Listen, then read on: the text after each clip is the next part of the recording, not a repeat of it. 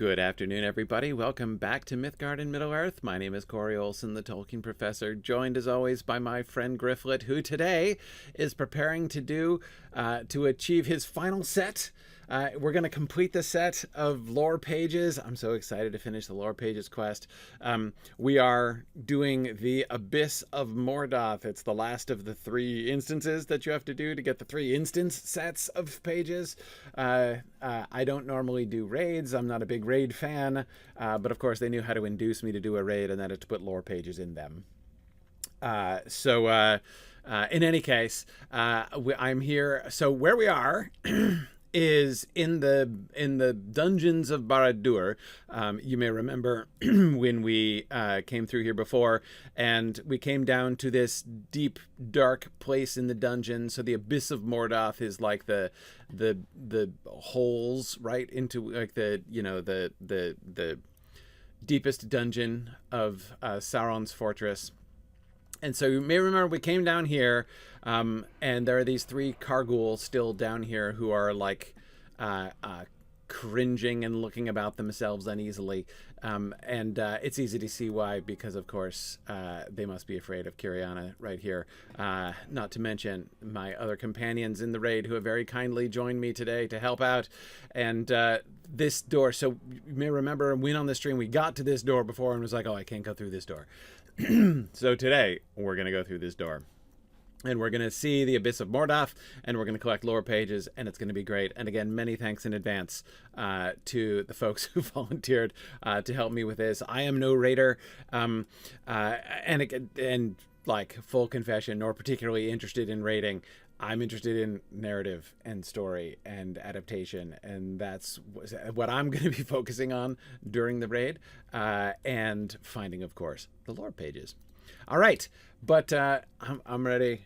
I'm ready to go in now. So I think I can just go through the doors. Oh yeah, here we go.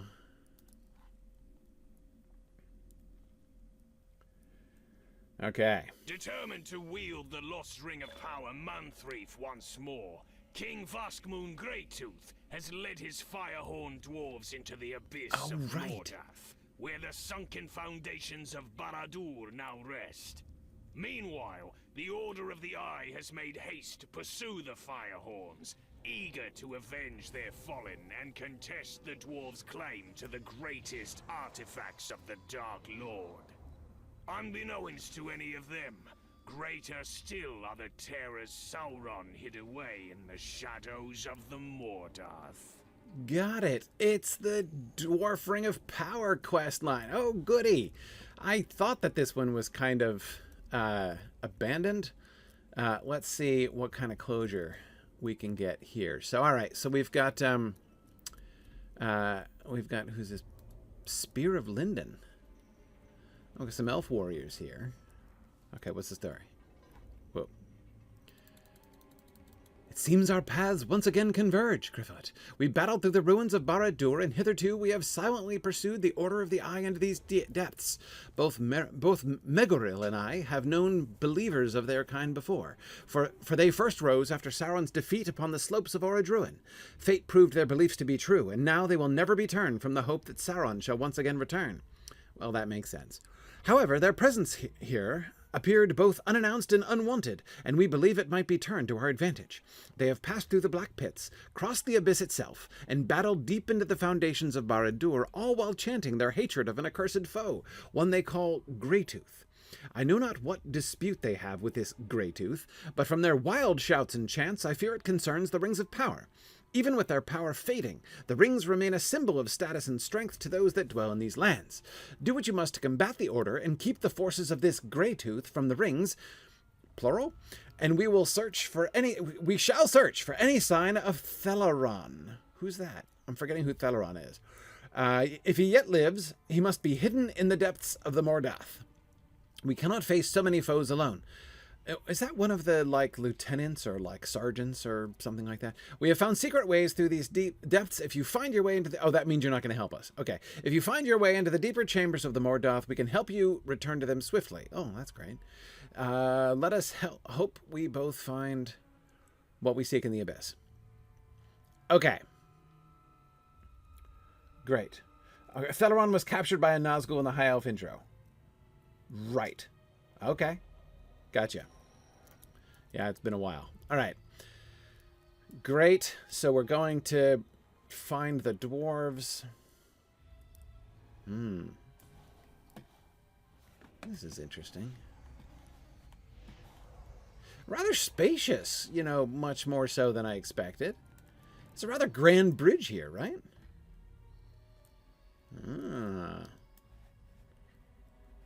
Wait. There's a page on the side of the bridge?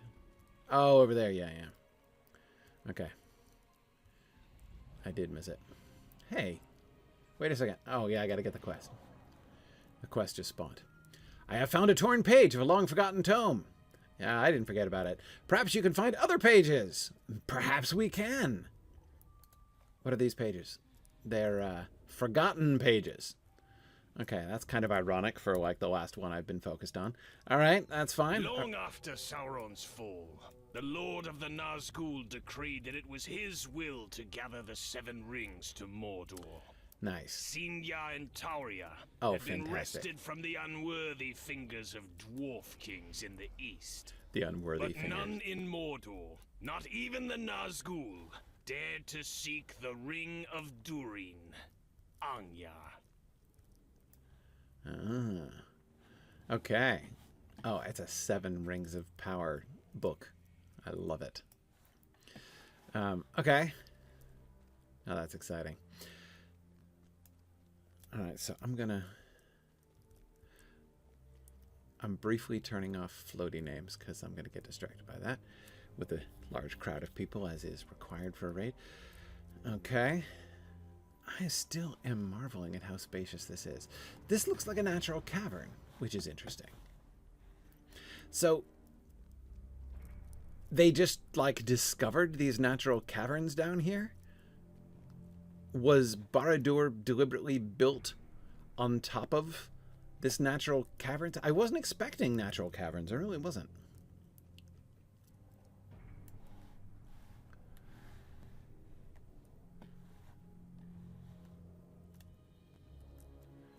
Okay. Who do we have down here? We've got a Mordath master. We've got some enslaved Nirnhoths.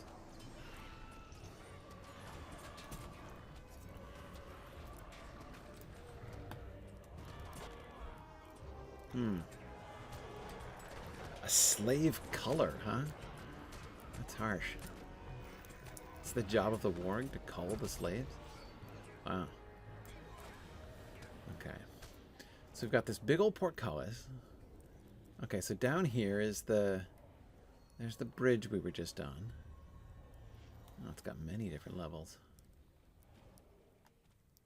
Huh. Okay. So we go this way? Guess so. Got lots of trolls.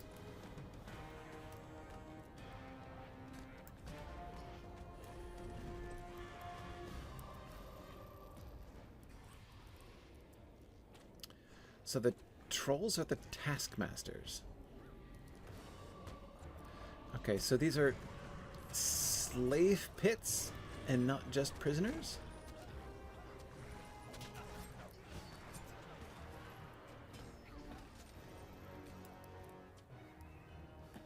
Yeah. Interesting. Okay. So... Oh yeah, we got a page over here. It is harder to notice because there's so many people and things. 4 of the 7 remained lost and hidden in the dwarf kingdoms of Middle-earth. And so it was that the Lord of the Nazgul ordered one of the Gurzul, the Weeping Warrior, to find them.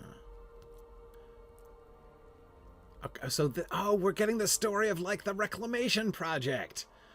Oh, that's so cool. Like the recall order. When Sauron put out a recall on the 7. Okay. That's great. You guys are doing a great job with those trolls. I feel like those trolls are in more competent hands. Oh, look at this. Got another level here. Oh, man, it just keeps going down. Like 2 levels below here. Okay.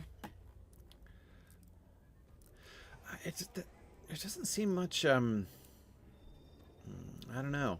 It's all passageway and no, like, business so far. So we've got slaves. Oh, hang on a second. Here, I can contribute.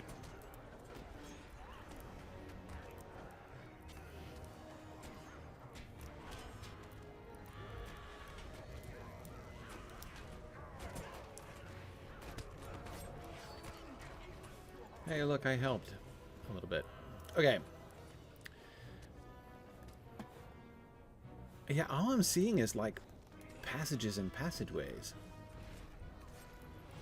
Like, even here, where all of those slaves are being worked, like, what are they doing?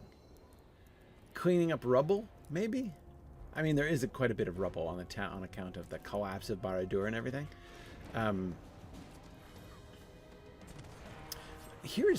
This is a thing that's interesting to me, just thinking story-wise, right? What are we told about the collapse of Barad-dûr? Why does Barad-dûr collapse? Because it's not obvious in some ways, right? Like, Sauron is destroyed. Why did the tower that he built collapse, right? Well, again, we're told that its foundations were laid with the ring, meaning that his own power was upholding the tower. Now, of course, in a lot of ways, the tower, the tower in its collapse is designed to be a almost like a sort of metaphor, right, for Sauron himself. Just as Sauron's own power was founded, the survival of his power was sort of founded upon the ring, or like the ring was he took the foundation of his own power and he made it into the ring. I was hoping that portcullis was going to open. Great job, guys. You guys are doing wonderfully. Anyway, so just as the ring was the foundation of his power, is the foundation of the tower too. So the collapse of the tower is like a visible manifestation. Oh, these guys aren't going to attack. They're just like, don't worry about me. That's right. We can all live and let live here. We're here to free the Nirnhoth. Big friends of the Nirnhoth. Uh-oh. Yeah, they're all coming after me. Well, guess that's what happens when I go in there first. But then they realized I am not the most competent person here, nor indeed the greatest threat to them. Showing that they are not altogether unwise. So, so the Tower of Barad-dûr becomes this visual symbol, right? You can't... It's part of, like... It's one of the consequences, it seems to me, of... I think that... Well, let me say this another way. I think that Tolkien... it's one of the ways in which we can see Tolkien... oh, hey, look! They have a pelvis fire! Nice. It's one of the ways in which Tolkien compensates for not having his villain ever appear on stage, we never see the Dark Lord, and so we don't see the Dark Lord fall. So when the ring is destroyed, the ring would be destroyed, the mountain would erupt, and then Gandalf would just be like, the realm of Sauron is ended. Trust me, right? Take my word for it. Because nothing would outwardly change, except that everybody would be being like, oh yeah, so Sauron, totally gone, in fact, right? So the oh, there's a page. Okay. So the destruction of the tower is sort of necessary from a dramatic standpoint in order to show, like, they see the tower collapse, and the collapse of the Tower of Barad-dûr is really important from that perspective. To the east, the Nazgûl had spied the dwarf kingdoms in possession of the rings Tinia and Tulkia left in ruin. But they ventured no nearer, for they sensed an ancient, terrible power lurking within each of the dwarves' broken halls. So can I just say, I understand why, we don't really discover the pages in sequence when we're, you know, when they're like the landscape pages. Oh, we just have to jump down there? Okay. All right. I didn't know there was going to be platforming involved. I'm super bad at platforming. Okay. All right. So far, so good. All right. So now we just drop down there, huh? Okay. Hey, we discovered the Black Pits. How lovely. Okay, so, and now we're getting onto natural rock floor. Oh, we still got walls, though. Okay. Alright, anyway. What are these things? Like little pit crawlers from hell? Here, this is like the worst pit crawler I've ever seen. Fully armored pit crawler that continues to ignore us. Anyway, okay, all right. So, oh, yeah, I was just saying about the pages. I can understand why we don't get them in sequence on the landscape, because, like, how do they know the exact order in which we're going to find them, right? So the fact that I have never found them in order has never, you know, bothered me particularly or something like that.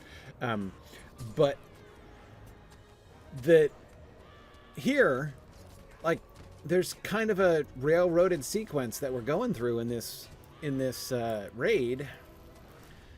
There's not really any excuse to not give us the narrative in order. So I'm actually, like, when we get the voiceover, I'm like half trying to ignore it, because you know, I want to because I want to hear it in order when we have story time later on. What is going on here? Is there oh, it's like a shadowy remnant. That's really interesting. A shadowy remnant of what? Do we know what it's a remnant of? Oh, it's got hands. It's hands and it's hucking people with the hands. That's really weird. I like how you can see the arrows sticking out of the big cloud. It's fun. I particularly like the Kirth that come flying. I know it's like a Runekeeper thing, but still, it's fun. Oh, there are the hands again.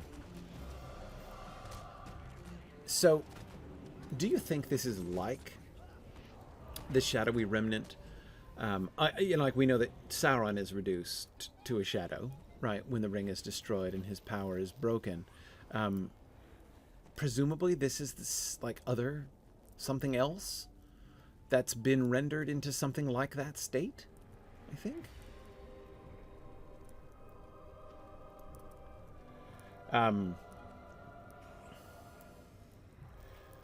Yeah, Chronomoji, you're so right. Like, our healer's rocking it. I've never been in the midst of, like, such chaos and massive damage going on around me, and I'm just like, totally don't have to worry about it. You guys are doing great. I love going through a raid and not actually having to, you know, gameplay. So, uh-oh. Hang on, wait, I gotta concentrate. More platforming. All right, so we go down another one of these. Is this how the orcs get around? They've got to slide down. They play like shoots and lat. No, they're jumping off. Okay, we're jumping. We're jumping. I can do the jumping. Where's my jumping? Oh, there it is. Yeehaw! Okay. All right, so we've got a large maggot. An abysmal maggot. Love it. Oh, yeah. So first of all, anytime you get the opportunity to use the adjective abysmal, you do, right? I mean, it's one of several. I don't know why, you know, things that, I don't know why, like, negative words tend to be so cool, but they do, especially the adjectival forms. You ever notice that? You know, like, abysmal, phlegmatic. That's another shadowy remnant. Okay, so my theory about the shadowy remnants is that these are rivals that Sauron once destroyed. Right? He had to put them down. Presumably there were a bunch. As we have no reason to think that Sauron was like, you know, the only one of his sort who helped Morgoth, right? Who, like, you know, you're coming up here and attacking me? That's like super rude. I'm talking here. Maddened Nernoth. Anyway, yeah. So there had to have been other rivals, even other Ainur, potentially, who, like Myron, you know, had been seduced to Morgoth's service, and who, after Morgoth, I mean, just, we only hear about Sauron, right? He's the one who gets emphasized in the Silmarillion, of course, because he's the one who's going to be important later, right? Those stories are written after the fact. So, of course, we you know, the authors of the stories feel that we're on a need-to-know basis about them, right? But yeah, and of course there are other characters in the story, like the Balrogs, right, who come up quite a bit. But if there were other, even more minor spirits who might have decided to set up on their own after Morgoth was defeated and Sauron wasn't having it, right? That's what I kind of suspect. That's my theory, anyway. And it's interesting that they're sort of down here in cold storage. I mean, I wonder if they're part of, like, the prison system, or if they're... Wait, did we miss the 5th page? Phil thinks we might have missed the 5th page. Anyway,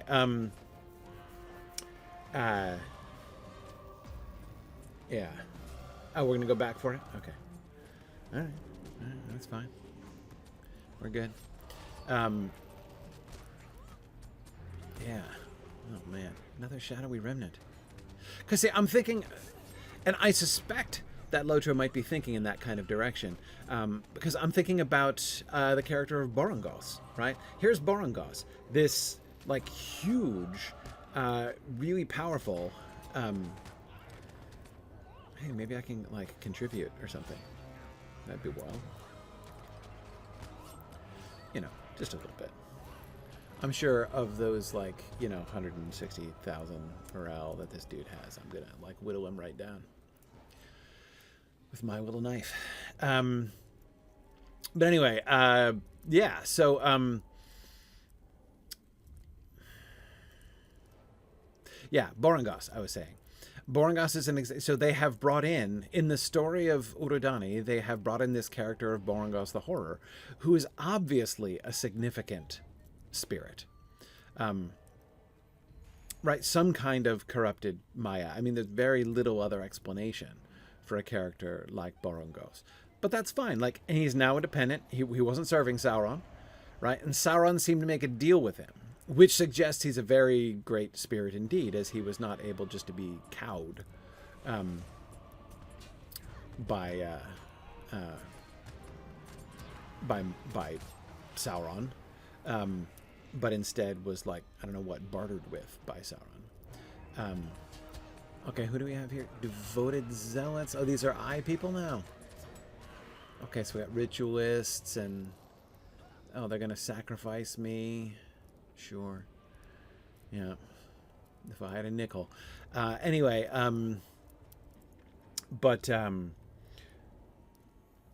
yeah, Phil is suggesting maybe Borongos is on the same sort of level as Shelob, quite possibly.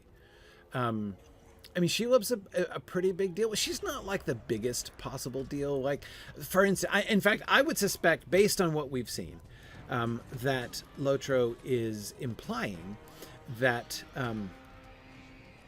that Lotra's implying that Borongos is a bigger deal than Shelob, because Sauron, he tolerated Shelob. To think that little fool still believes his ring is down here. That little fool and his dwarves slew over 30 of our number. Who's talking? Do not forget that. Over there? Where are the voices coming from? Who's the female voice talking about the little fool? Okay, so that...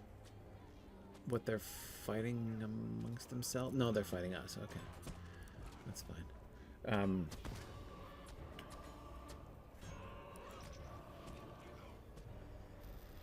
Anyway, so I was talking about Shelob. The Eye has chosen you. I really like that as like What a are taunt. these things? I have not seen anything like them before. Perhaps the Eye had plans for them, but all for naught, it seems. I think not. There may be a use for them yet. Okay. So I don't think we're supposed to know what they're talking about. It's just weird that we're overhearing their voices. Okay, we've got more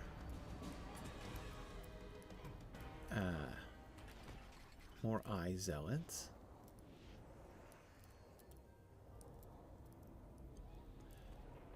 Oh, and a page. Gotcha. As Sauron had willed it, the rings could not be unmade by dragonfire. Thostir and Hrimil were soon subdued, and the Weeping Warrior dragged them beyond the Leithanon into the deepest dungeons of the Mordath. Thus, Tinia and Tulkia were returned to Mordor. Wait a second. That's an explicit contradiction. That's really interesting. Did you hear that? That page just said that the rings could not be unmade by dragonfire. Which, when we're talking about the Seven, is explicitly contrary to Gandalf's belief. Now, Gandalf might be wrong. Oh, do we have to, like, what are we, oh, we're, like, rappelling down? Okay. Pretending I rappelled down. I see there's, like, the chain that I came down from. Okay. The one who freed the Dwarf King. How fortunate. We of the Order shall have our vengeance. Okay, so we're getting, like, commentary from... Oh, there they are. That's, like, the actual... Right, it's the High Priestess. Okay, so these are the actual Eye people that we've been overhearing. Their voices somehow kind of piped into us. That's fine. So we're down in an actual prison. Okay. And... Sauron shall be reborn in blood. Whoa. Like a large rhinoceros coming towards me. Woof! Oh, boy. Yeah.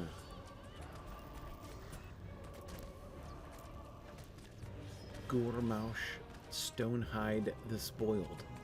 They spoil their rhinoceros? He's not a rhinoceros. What's he? What are those things called again? I forget what they're called. And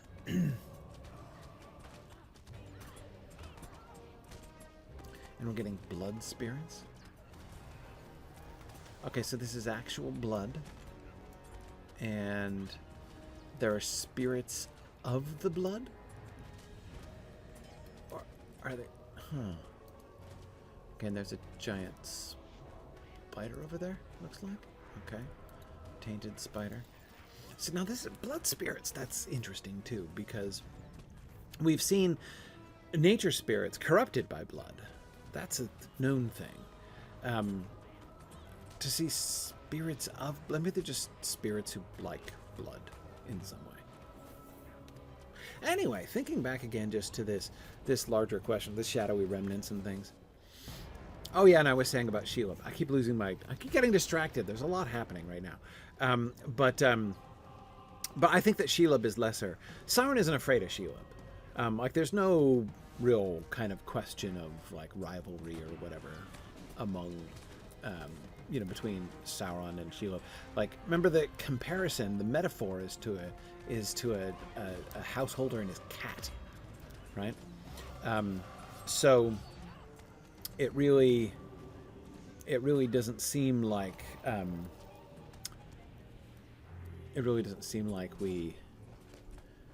there's much actual real threat to Sauron, whereas Barangos seems to be a rival with whom Sauron has apparently reached some sort of accommodation.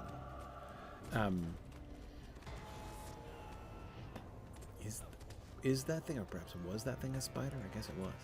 Yeah, it was. Okay. Oh, there are a lot of folks down here. What's up here? This is where, like, the high priest... Oh, it's a sacrifice. Who's that? Oh. Hey, should you be up here? Yeah, I wouldn't lie down on the altar if I were you. Do you get zapped up to the altar? That's sort of horrifying.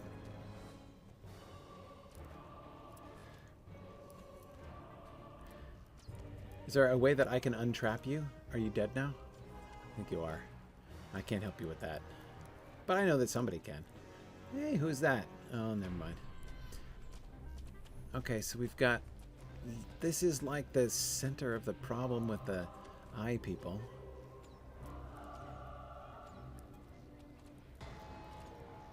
Alright, I guess I should find a way to contribute. Well, these blood spirits seem kind of small and useless, and I'm kind of small and useless. So maybe I'll chase them around. They're just vexing. Maybe that's really better suited for people with missile weapons.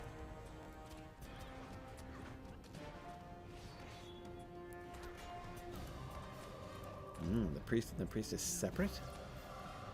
Okay. Why do they keep, like... Are they like a really bad influence on each other? Yeah, they are. Well, that's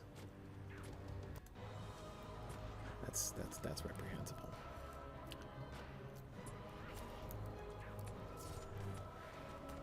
Hey, I think I got that guy. I contributed.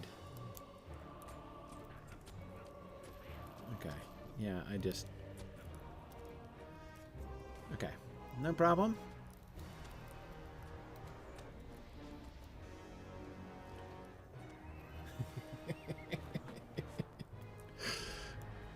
All right.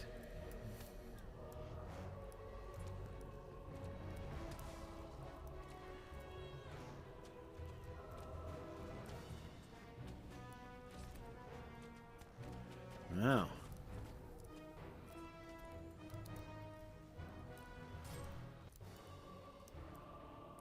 Yeah, I just can't even do anything here.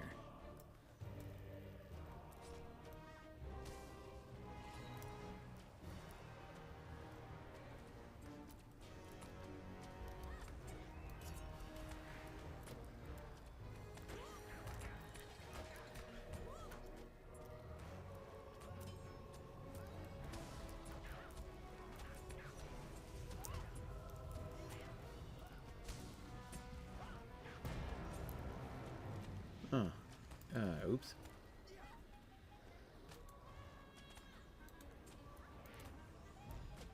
Huh. Why is it not?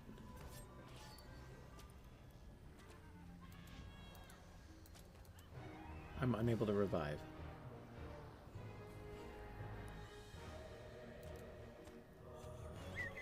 I love that message. You are unable to revive. Please wait for the reviver to be alive and try again.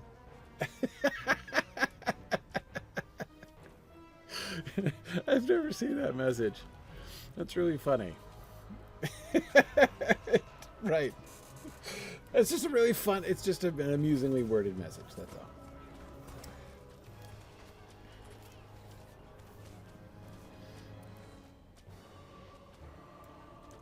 Okay, let's see. How are we doing? No worries.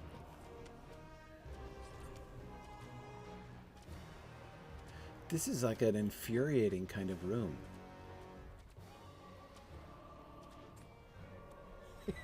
Right.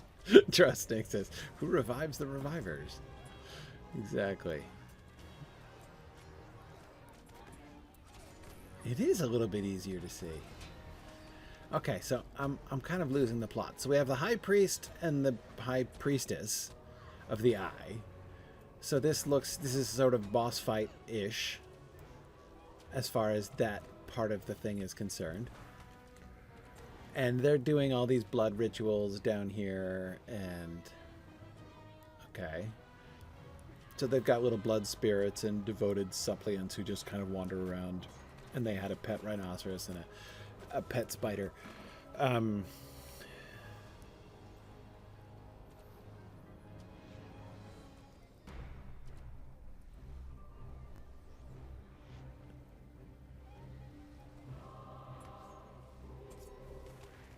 Okay. I assume this will also sort itself out.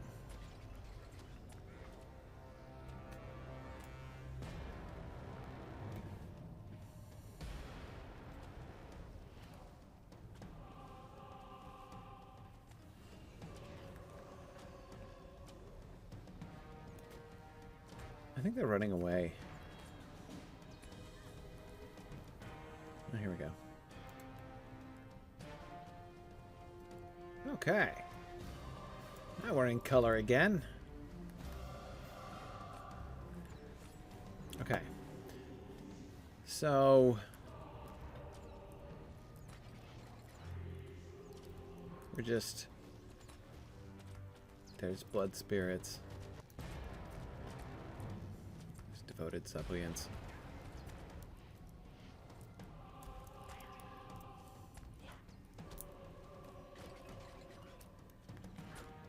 I was gonna say, what happens when he gets up there? Probably nothing good, right?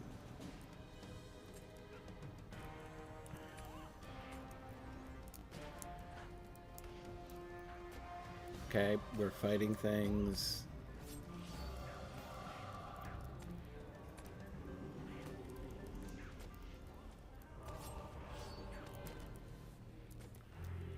Oh, I was gonna say that blood spirit was in one place for an astonishing amount of time.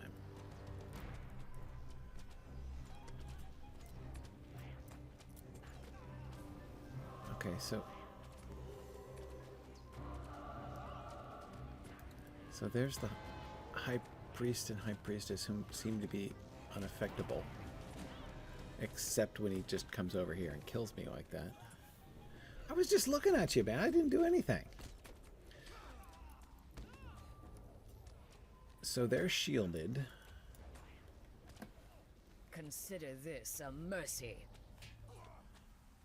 What? Consider this a mercy. Oh, that.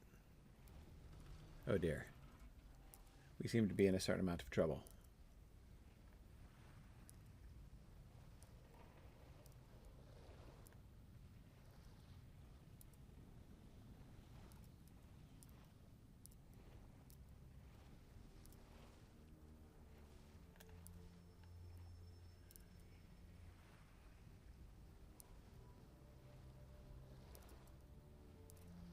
Okay, we're recovering now.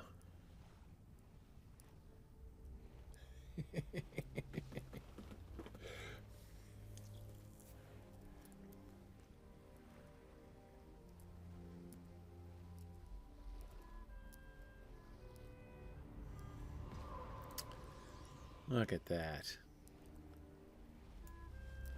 Okay, we're recovering now.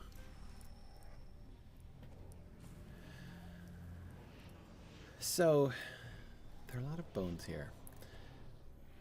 Of lots of different sizes and kinds. Suggesting what? Like generations of blood sacrifices? How do they keep the blood from coagulating is one of the things that I wonder.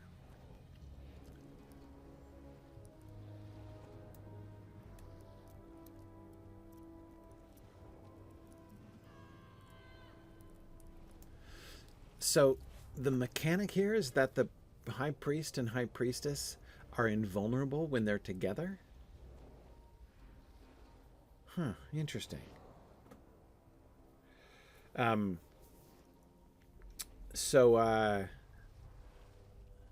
Let's... Okay.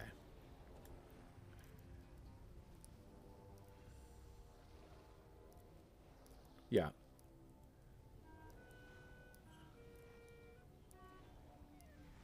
Okay. How do we get the other one out?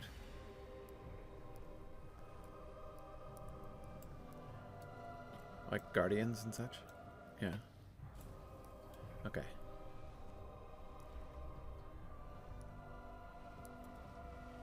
Huh. Keep away from them? Just avoid them? Okay. What happens when the devoted supplicants get to the altar? Because they're walking very slowly and ominously up towards the altar, and I assume it's bad when they get there.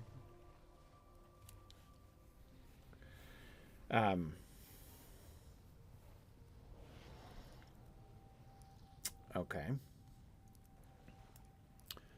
All right. Okay, I'm game. So do we have somebody else who can, draw, who can, induce the other person into the different room? Okay, great. So, Tomas, you draw the other one, right?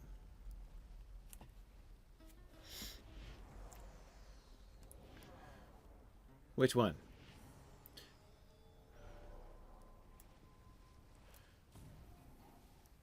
Okay.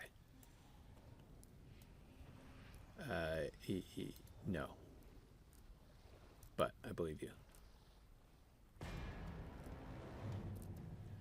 Okay, got it, yeah.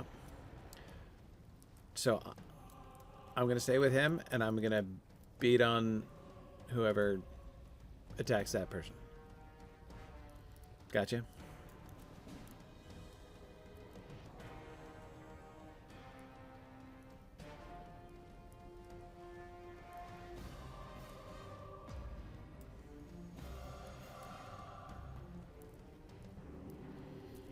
Shall we just decide on which one it's going to be for clarity purposes? Is it going to be like the chick or the dude? High Priestess or High Priest?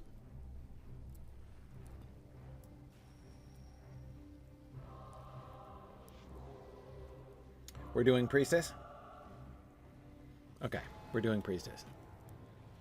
Okay. Gotcha.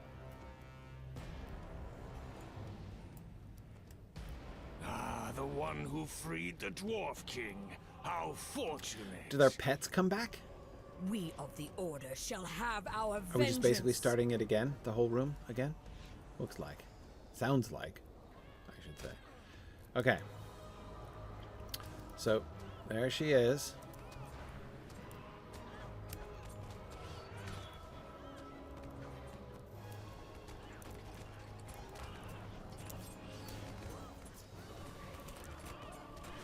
Silence!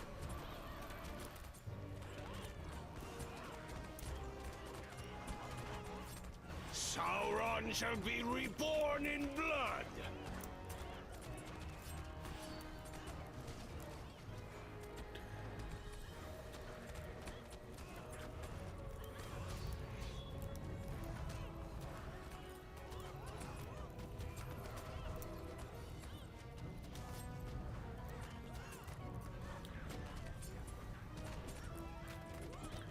Alright, I'm ignoring the rhinoceros. Pretending there isn't like a dinosaur standing above me.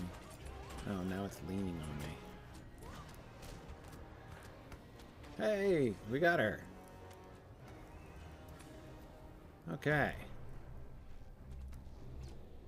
Oh, it's the corrupted Ent. He's spoiled too. They spoil all their pets.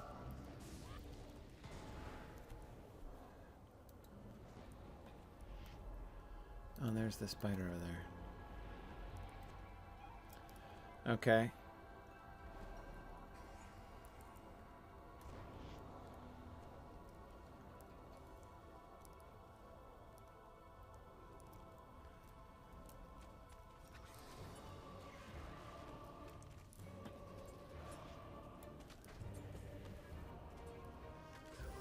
Okay, huge, very spiky spider.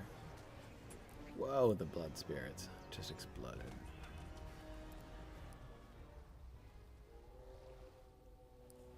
Okay, we completed Spoiled of the Eye? What? The Spoiled of the Eye, yes. Okay. Alright, there's a chest here. Alright. Strong work there.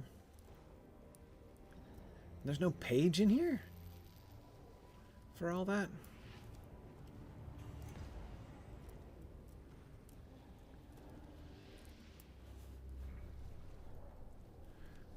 Is this a prison room? Oh. Rather spacious and oddly dimensioned cell here, but okay.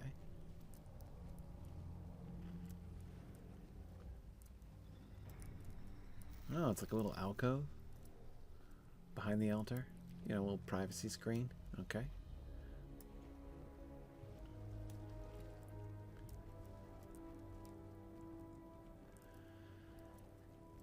So that was an interesting, like from a narrative perspective, that was an interesting mechanic. Invulnerable when they are together. Which is unusual. Unusual for, I mean, like that, you know, some kind of necessity of unity, you know, power based on unity is unusual. Okay, so we're here, we're going down, what is this? Oh, we're jumping again. Okay. Jumping I can do. Falling is within my skill set. Platforming, less so. Okay, here it is. Forgotten page. 7 years. A mere 7 years, and I heard the truth in Sauron's words. Gil-galad had left me to die, and Sauron, in his kindness, wrought for me a new form, and granted me a place among his greatest servants. I'm 7 stuck. years, and he was defeated. But he will return. I'm stuck. Oh, here we go. Okay. I think I was lag frozen, I think. For a second there. Okay, no problem. We're back. Anyway, I'm still not over the really interesting departure from the text that Sauron made the 7 rings such that they could not be destroyed by dragonfire. Gandalf claims that multiple, what was it? There's 3 and 4. Sauron has recovered some, and the dragons have consumed them. I don't remember which is which. Is it the 3? 3 he's recovered and the rest of the dragon is consumed? Or 4 he's recovered and the rest of the dragons have consumed. Okay, so we're back to Nernhoth and prison guards.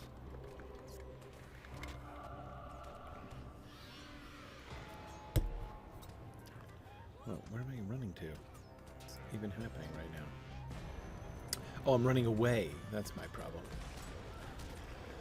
Okay, except I'm all turned around now. We're going upstairs, aren't we? Okay. 3. That's what. Okay, that was my first guess. 3 he has recovered, and the rest of the dragons have consumed. Gandalf says. And so yeah. So now look, I don't want anybody to mistake me. I am not in any way suggesting that, you know, the Lotra developers didn't know that. There is no question in my mind that Chris Pearson had that line in mind particularly.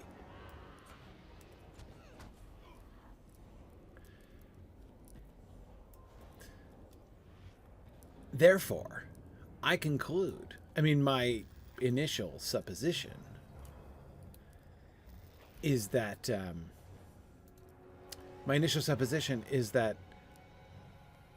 they're actually trying to suggest that Gandalf is wrong. Which is possible. You know, Gandalf's information isn't always perfect.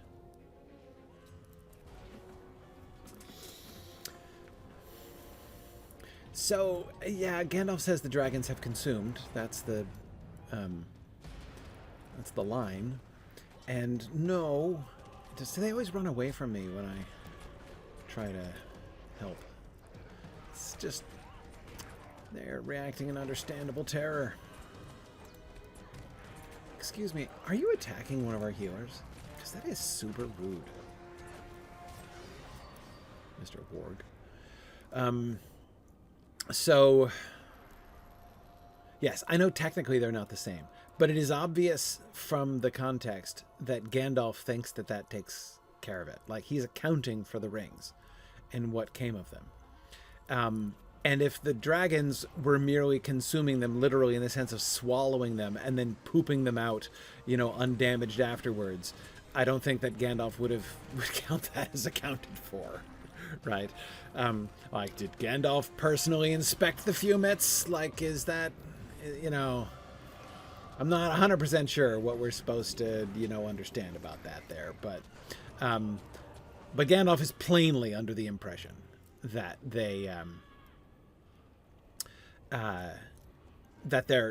when the dragons consumed them, they were out of commission, and I don't think he actually means that they swallowed, consumed by fire. Oh, hang on, we got text. Twice the frail minds of elves and men have led men to defy the Lord of the Rings, and in so doing they worked their own ruin, with Sauron banished. The corruption. Oh, sorry, did I cut you off? Of the Valar shall engulf and diminish this. I shall not let his will be undone. Okay. The Valar have blinded you. Hang on. Dude, I gotta reconstruct that. For an age I served the will of Sauron the Great. Who are you again, by the way? You're Sagrog? The bitter warden? Oh, I'm sorry, you're bitter. Okay. For an age I served the will of Sauron the Great, for he alone perceived the deceptions of the Valar and sought to bring harmony to this realm. Twice the frail minds of men and elves have led them to defy the Lord of the Rings, and in so doing they worked their own ruin.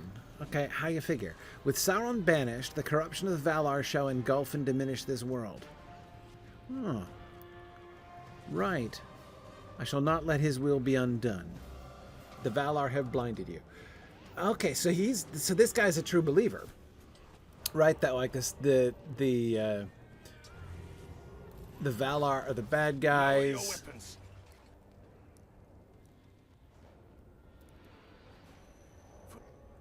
Because I endured the tortures of the Weeping Warrior in these depths. Okay. And through vile sorcery, Sauron corrupted my body into this cruel form.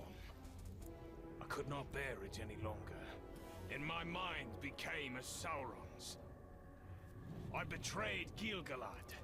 I scorned the Valar, but now it is undone. I am Thelaron of Lindon. Oh dear. Alas, I am no elf. Well, though my spirit is healed. Sure. Naught but the light of the blessed realm shall heal my body. Okay. And that is forbidden to me now. You sure? Did you get like a memo For what you have about done, that? I will leave you in peace. These sorrowful depths are my home no longer. Okay.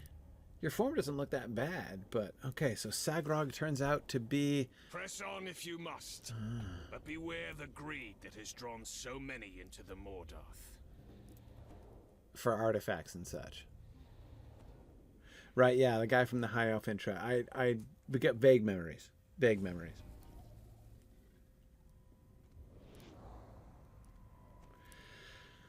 Okay. Big story reveal. That's fun stuff. It's like Amdir all over again.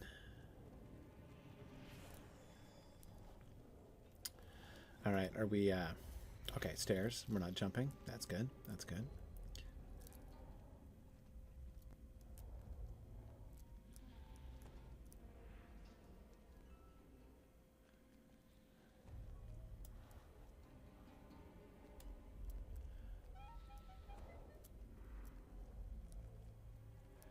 That looks seriously cool with the smoke and the flames down there.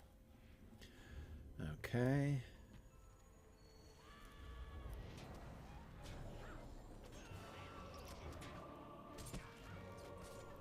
Is that another shadowy remnant?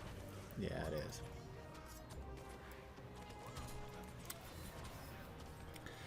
Okay. So his spirit was set free, but he says his body could only be healed in the Blessed Realm, but he can't return, but he's not allowed to return. So he was, I'm just putting together his story. He was convinced by Sauron that the Valar are corrupting the world. Of course, you can see the echoes of the Akalabaith in there. You know, how Sauron was like, you know, the Valar are just lying to you.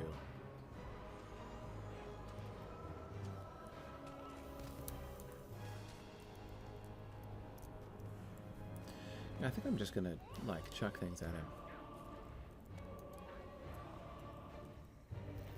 There you go, see? I threw a knife.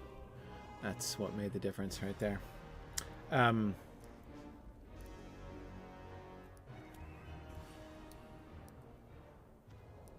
Oh, there's a page. Right over here.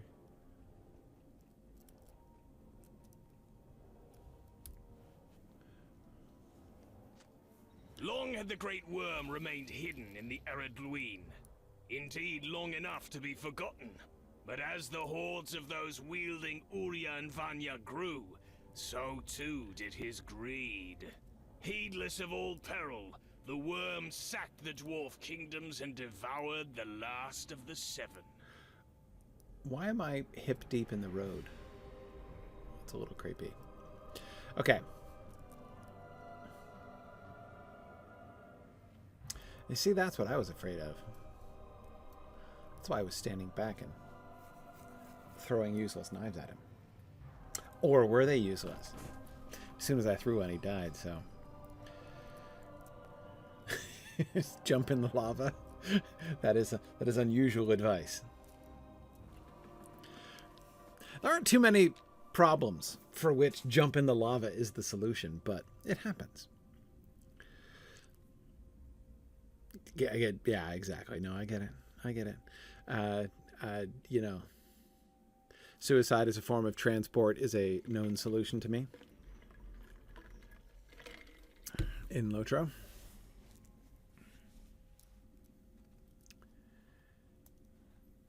All right. So we are, what, 6 pages in? That's good. 5 pages left. It's interesting that the numbers are spelled out in words. It's the only time of any of the page quests they've all been Arabic numbers, but they are spelled out now.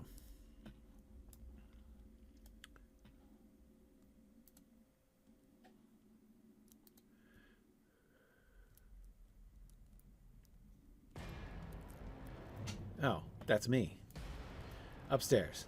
That's where we're headed.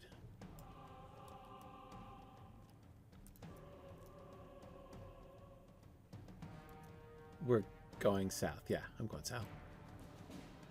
Is this the way we came, yeah? Okay. We just came down there for the page. Right on. Gotcha. Yep, understood. Okay. And now up we go.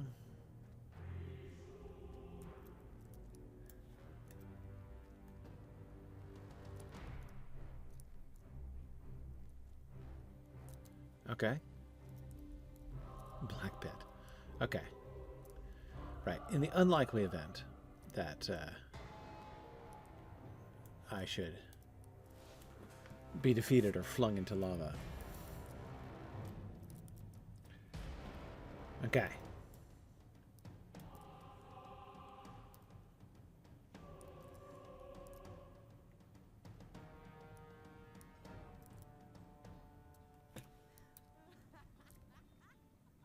All right, there's not a page up here, is there?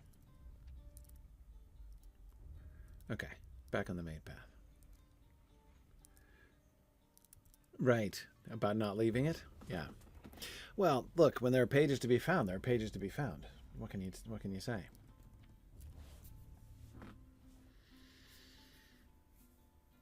Okay, so our quest says, defeat Sagrog, the Bitter Warden, which we did, and enter the ring prisons in pursuit of the Firehorns. Okay.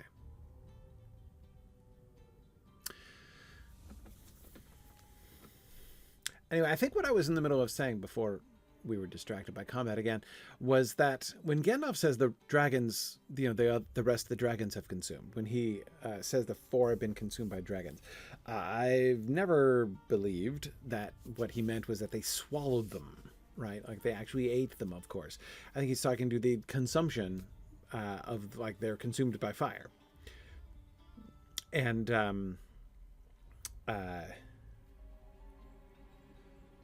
yeah, so they were consumed by fire. And we, yes, sorry, I apologize, Phil. Occasionally I am getting verbal instructions from people, from Druid's Fire especially, who's telling me what happened here.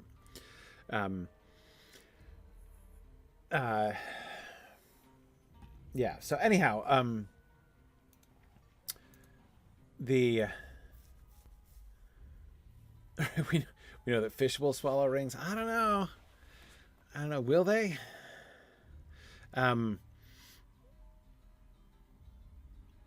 So yeah, I think he's pretty clear that he believes that dragon fires consumed them, and he doubles down. Gandalf doubles down on this, when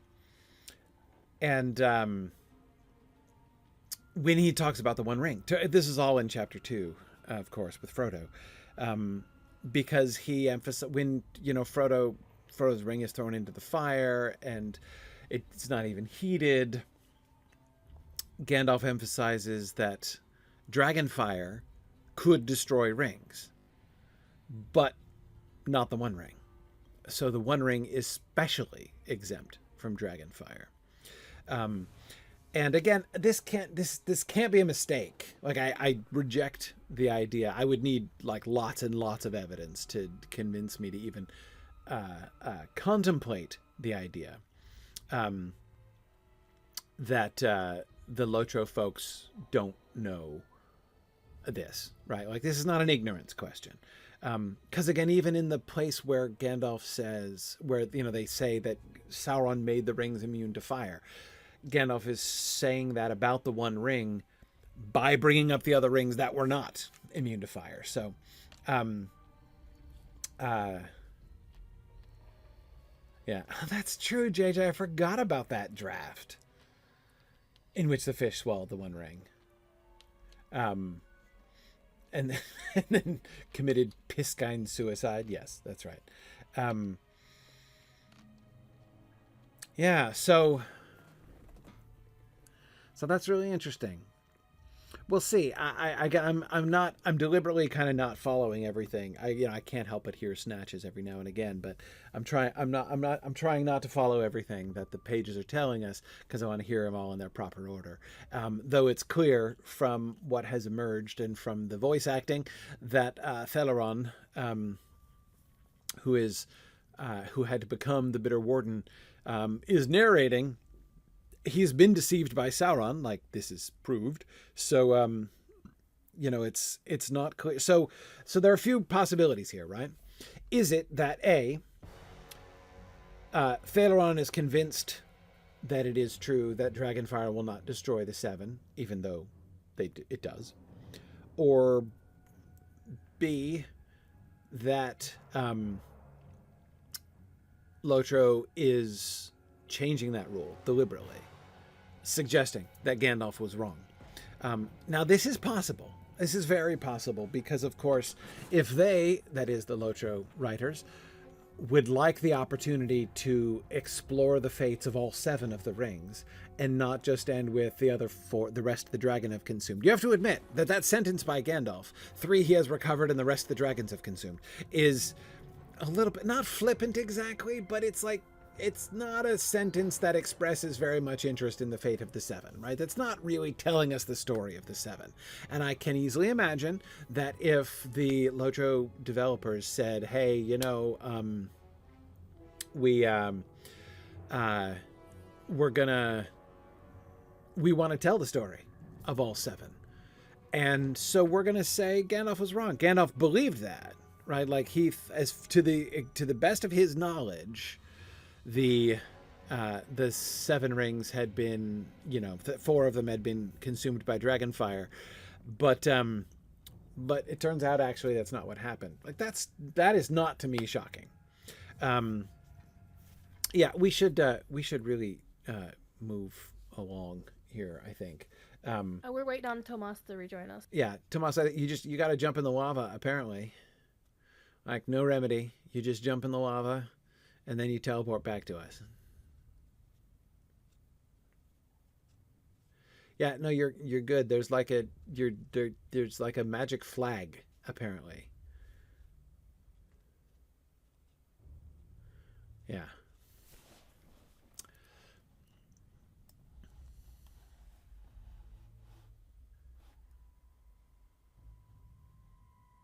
If you're back at the entrance, Tomas, just take the flag on the left. It should say the Black Pit. And we're right up the stairs. That's it. Black Pit. Because this is the Black Bridge. Whoa. That just didn't help. The Black Bridge, isn't that near where we started? Yeah, it's the other half of the bridge. Yeah, okay. There's like a bridge that got cast down into the pit, and we're on the southern half. Sure. Okay. Yeah, okay, I see. Kidiet blames the Balrogs for breaking the bridge. They do that. So do wizards. You know, they just have no respect for bridges. I'm surprised Gimli didn't, like, say some bad words about Gandalf after that. Right. Well, though in Gandalf's defense, that's kind of why you build a bridge like that, right? Like the whole point. Bridge has been there since the first age. The whole point of building a narrow bridge as a defense is that you can break the bridge and therefore cut off the enemy, like make it impossible for the enemy to come in, like, or out in that case. I mean, it's kind of the point, but, you know, I think it's fine.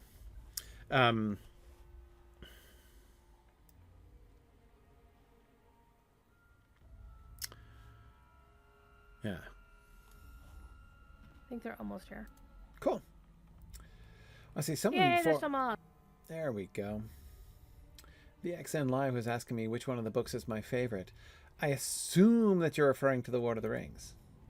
In which case, I have to admit The Two Towers is my favorite. I've always loved the two. I mean, you know, like, it's one story. So it's really asking, like, what part of the story... Are we going now? Are we ready? More or less?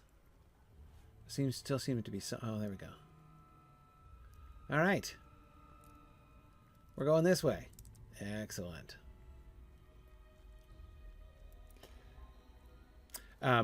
So it really is, you know, asking which of the Lord of the Rings books in the Lord of the Rings are my favorite. It's really asking, like, which part of the story is your favorite, because it's all one book, published in 3 volumes because because it was too expensive. That is to say, that if you don't know the story, because remember, this was soon after World War II that it was published, and there was a paper shortage. So paper was really expensive, so it was going to be so long. I mean, it was like 1,000 pages long, and the publisher was like, if we publish this book like you want us to just publish it, 1 book in 6 volumes, it's going to be so expensive. Oh, here we go. There's a firehorn soldier. We have people splitting up. Are we splitting up? We're not supposed to come down here? No, I'm wondering where. Okay, I found you. Okay, we're not going that way. No. Okay, sorry. You're fine. My mistake. Just wanted to make sure we didn't leave you without protection. Right, yeah, no, absolutely. We're going down to the Pit of Frost, presumably on a page hunting quest. There is a page. I see one. I'm ready for it. There's the page. Okay, are these dwarves down here? Okay. And so the Lord of the Nazgul granted the Weeping Warrior the dwarf ring Sindya to draw the worm from the Eredluin. Powerless to resist his greed, the great worm followed the Weeping Warrior into the east. When at last the worm tired in his pursuit, he fell broken before the Eiffel Duath. So we're getting a setup for the Weeping Warrior plot in the Grey Mountains? Through this? Is that the... That's what I'm vaguely picking up, though again, trying not to listen as they read them aloud.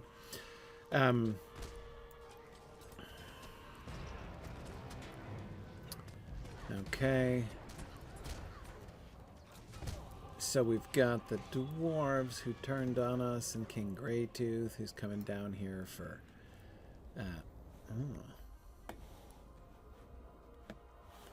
Little watcher statues up there.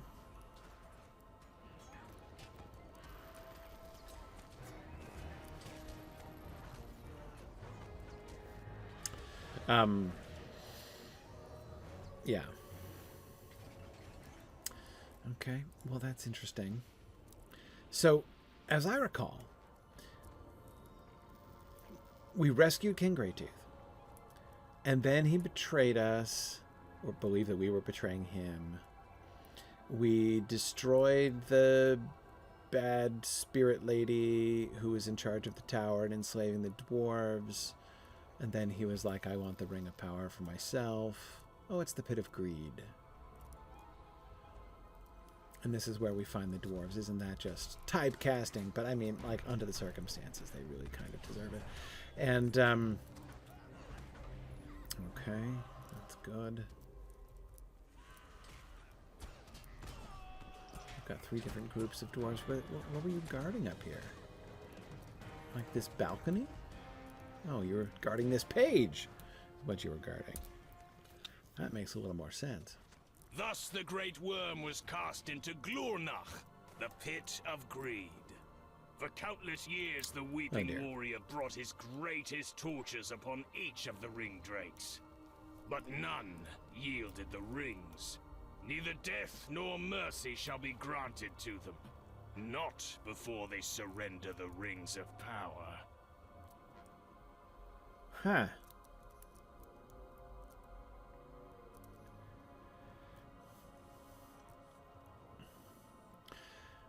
Okay, so I'm getting the ominous sense that we're going to be fighting a dragon at the end of this. Possibly multiple dragons is kind of the drift that I'm catching here.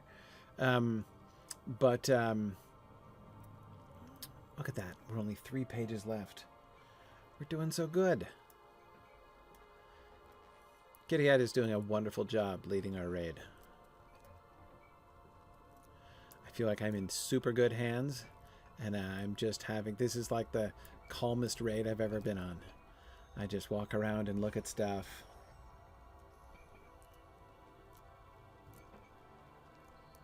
Okay. We will need to backtrack for 2 of the pages, but with most of the things dead, it'll be easier. No worries.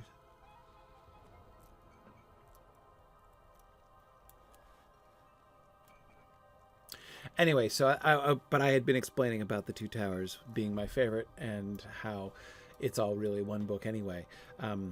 But as the volumes are broken up, the 2 Towers has always been the one that I have loved most.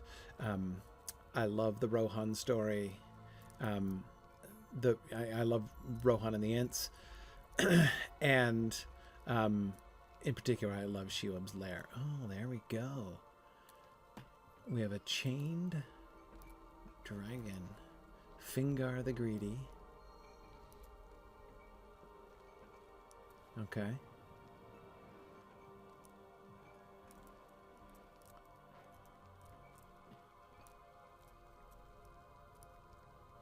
And a bunch of dwarves. Are we ready? Should I go out and start the sequence? Basically, everybody needs to group up in the big cuddle puddle. Do not get under her. And Kitty will aim her away from us on the left. So just basically pile on everybody else. Okay. So our leader is going to draw the dragon away? Mm-hmm. Yes. Okay. Okay. Just don't get too Seems to close. me the fires in its belly were extinguished long ago by Sauron. Okay. But look yonder, my king. Can you believe it? All the spoils of the Dark Lord left with an old half-blind worm. So the king is here? Heed my words well, worm. Okay. I, King Greytooth, claim my right to the dwarf ring Manthrief. Okay. Right. That is your name for Cynthia? Such a crude tongue you dwarves have. Silence, worm. What have you done with it? Patience, little dwarf. It is here, and ringed about one of my teeth. Ha! I was worried I would have to cut it from your belly, worm. Ah, but do you see these chains, Dwarf King? If the ring is truly what you want, come forth. It is yours to take. That doesn't sound like a trap at all. But I do not see it. Look closer. You fool. As for the rest of you miserable dwarves, burn! Oh dear. Well, that went well.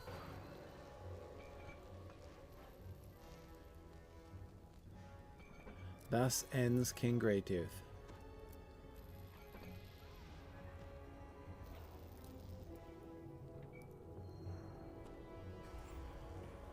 Okay, so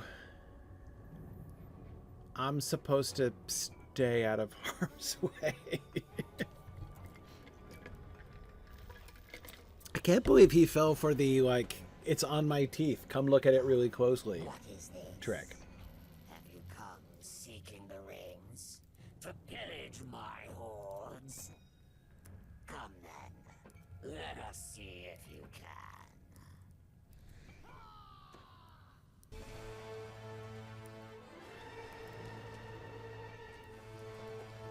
Okay. Do we have to, like, go up there? Or is she gonna break free?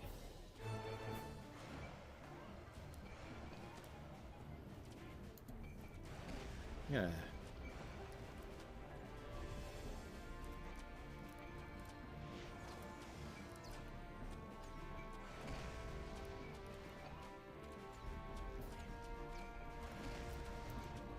Gonna throw my little knife at her. I'll teach her.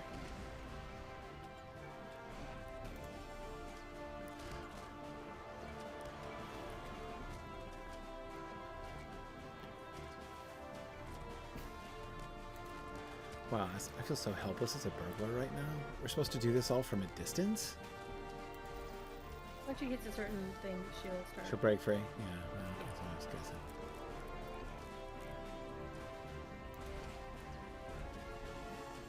Yeah. You know, Fingar the Greedy, like, Standing Stone only gave me as a burglar a missile weapon at all relatively recently. Oh, look! There's devoured skeletons dashing about. Misbehaving.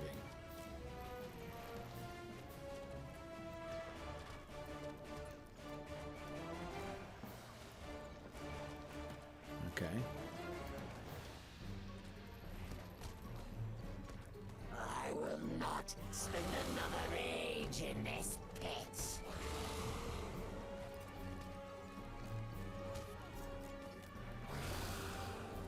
She's not going to spend another age in here. She's had it. There we go. Oof. Okay.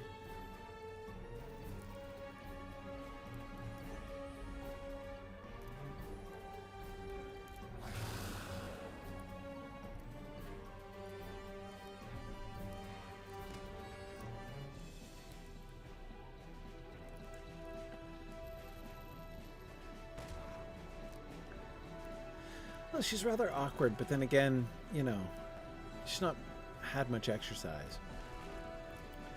Everybody stack on the leaf by your tail.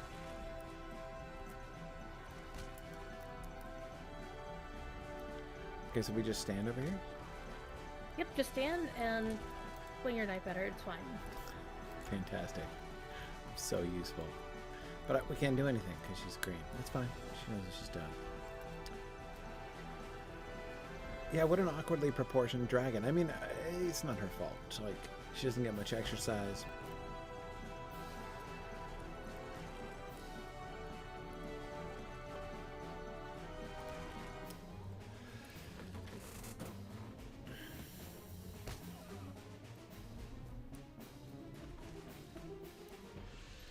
It is a chunky dragon. I mean, she's all pudgy. Her legs are all skinny and etiolated. You might have broken her, actually. Oh dear. What's her problem?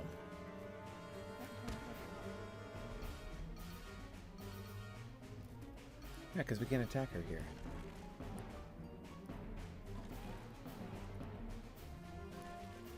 We're gonna need to reset her, unfortunately. So everybody under the belly, let us get squished. We all have to die? Yep. Okay. Let it reset.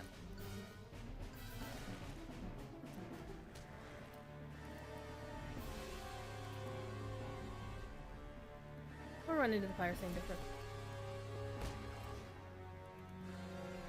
Oh, well, that seemed to accomplish something. Oh, so she belly flops down? You know, if you run into the fire, it's an instant kill. That's okay. I got her belly flopped on me. So what happens? Someone is attempting to revive me. Do I not do that? No. We're trying to force it to reset, so we start all over. Okay. We might have been too awesome for her. You know, it's a known problem. I can't pretend it's the first time.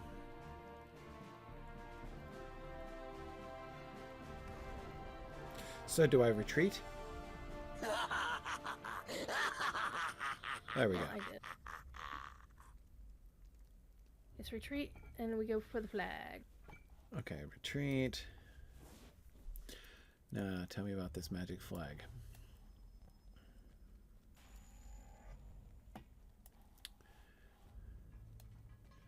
Alright, so we come down by these elves who said they'd come and join us, but they haven't actually bothered. And then, oh, that's why these standards were. I saw the standards there, like with the banner, but they didn't have the banner. So which one are we going to? To the ring prisons? That's what we want. The red right? one. Yeah.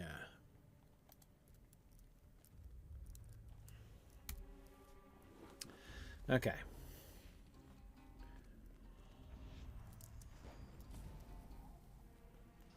No problem. We're almost done. We're doing very, very well, actually. We are. Kitty is killing it. As Yeah. Later. Thank you. Kitty's doing a great job.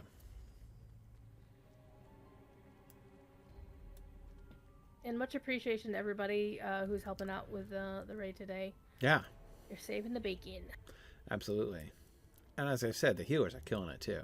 I'm sitting here like during these combats and I'm having like more morale points restored to me per second than I have. So, you know, that's all. It's very good. Okay. Down in the pit of greed. Do they have like a pit of sloth and like a pit of avarice? Well, this is the pit of avarice. Do they have like the... Do they have separate pits for each of the 7 deadly sins? I don't know if they did that, no. No. An oversight. It's probably just as well. No one would really want any part of the pit of gluttony anyway.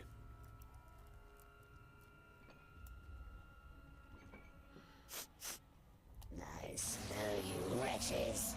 Show yourselves.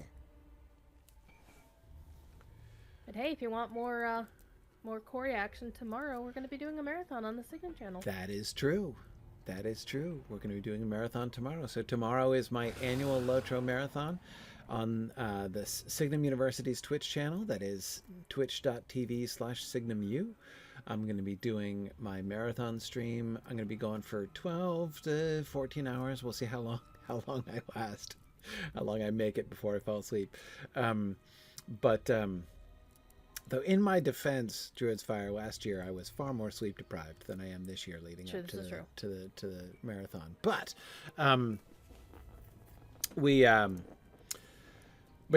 so I'm starting at noon Eastern time on our Twitch channel, and I'm going to be streaming Gryfflet's big brother Wigand. Wigand is my original, the first alt I ever made when I started playing Lotro. He's a guardian. So what do we do? Are we ready? Okay, we go.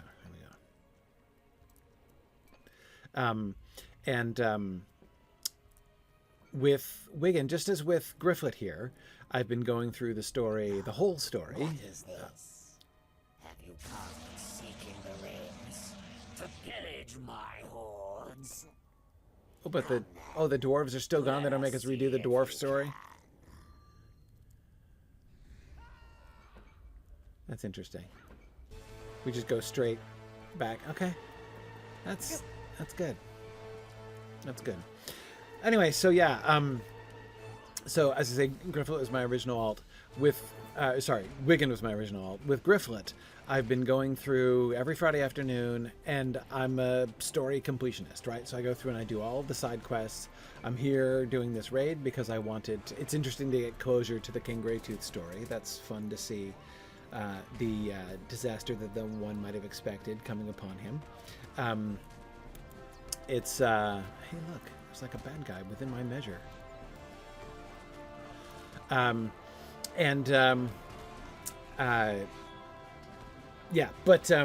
Wigand, with Wigand, when I do these marathons, I go through the epic quest line.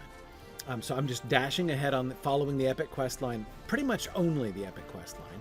I try to resist doing any of the side quests because I'm saving those for Gryfflet to get the whole story of a region. But I'm following the main quest line just to be able to progress further and see the big picture of the story that Lotro is developing, and then I follow him behind with Gryfflet several years later and do the whole story of the entire landscape. And so with Wigand, where I am right now is I'm about to start the Gundabad questline.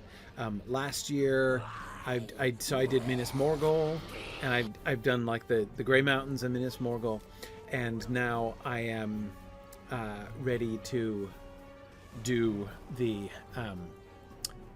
I'm just about I'm like coming up into the Wells of Langflood, is where I am approaching Gundabad.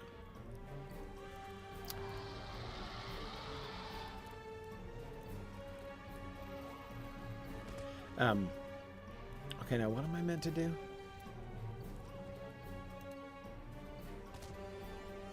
Everybody stack up on the leaf. By your tail. Okay. I just come over here. Stand under her. Don't stand under her. Right. Yeah, therein lies the way of getting squished. Okay.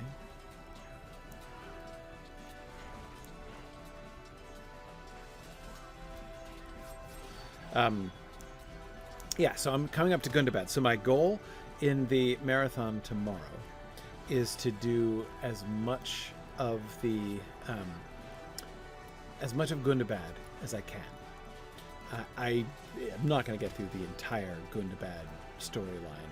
I think it's quite long.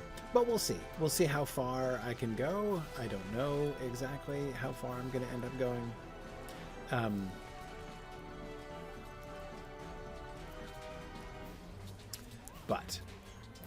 But I'm really interested to get to the Gundabad story.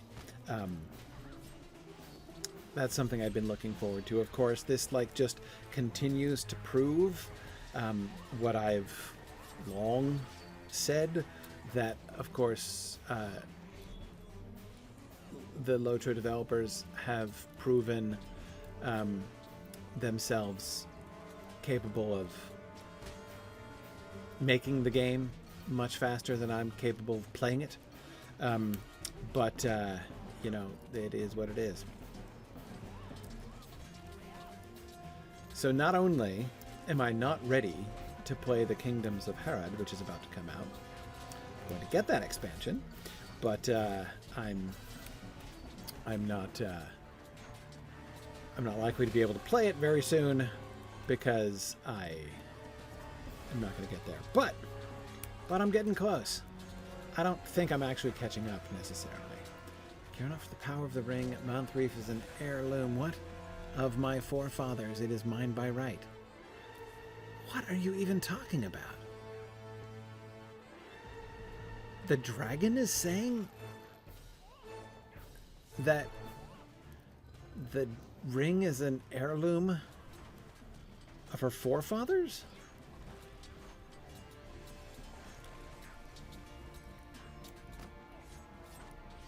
First of all, who are your forefathers even? I was wrought by the will of Mordor. I have witnessed the wrath of Unconventional the Black. All right. Hey, we completed it. We completed the Abyss of Mordath. So does she have a ring of power around one of her teeth?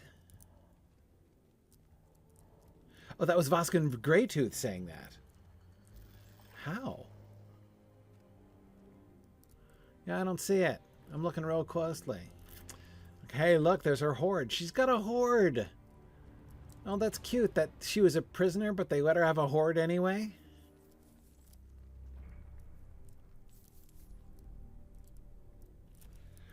But of course, among her horde, most importantly, is another page. And thus it had been. The slaves of the Mordath mined the Eredlithwi, and stone by stone, Barad-dûr shall be rebuilt. When Sauron the Great at last returns, he shall know his servants did not forsake the Lord of the Rings. Okay. All right. Did we get, like, prizes or something? We get to move on. Okay, so we got to go get the other 2 pages now, right? Yep. All right. Where are we going? I don't know where we're going.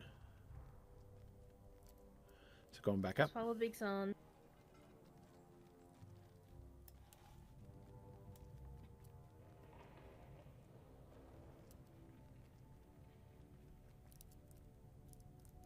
No, Phil, there's no looting this corpse the old style. No.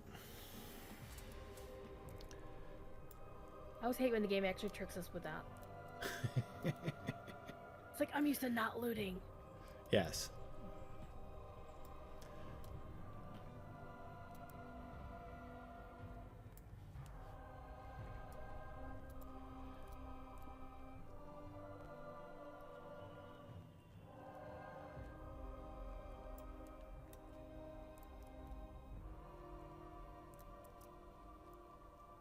All right. Look at that. We're even going to be within time today. I know, that's the scary part. This raid normally doesn't get done this quickly. Yeah.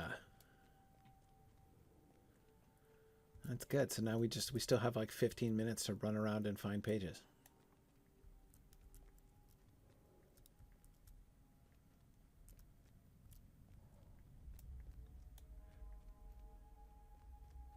And Kitty is volunteering to help you with any future raids as you need. Oh, I appreciate that. Whoop. Hang on, sorry.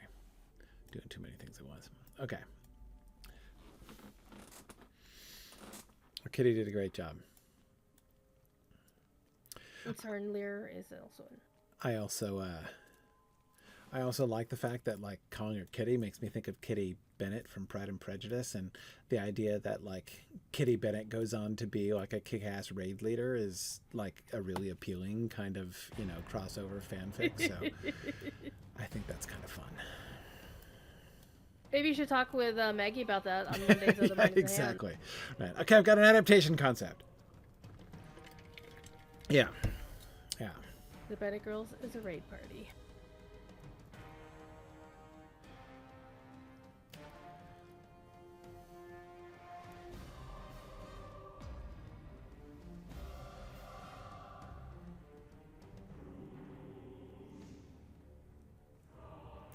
Okay, so, but one thing that was a little bit disappointing about the death of the dragon is that the whole Ring of Power thing seemed to be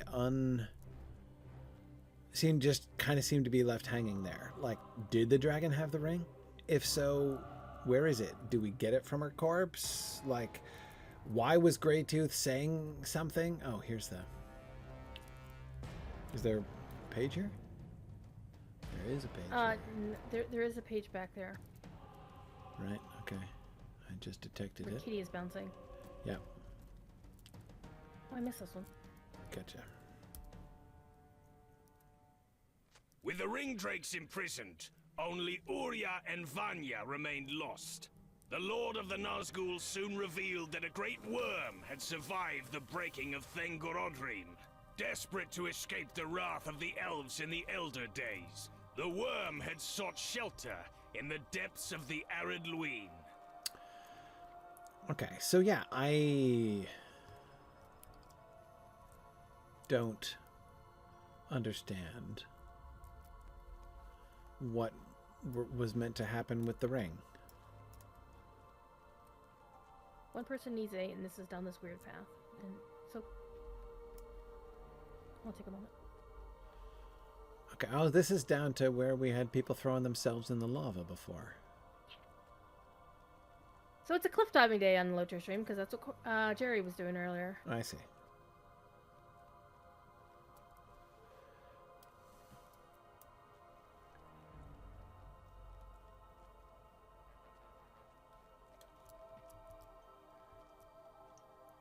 Okay. This is the one we got. So I got this yeah, one. you have this one. One of our people is missing this one. We want to make sure they were safe on their way back. It only Okay. takes a moment. Cool. Thank you. No problem. Yeah, okay. I remember this one. And this is the one where I'm wading through the bridge.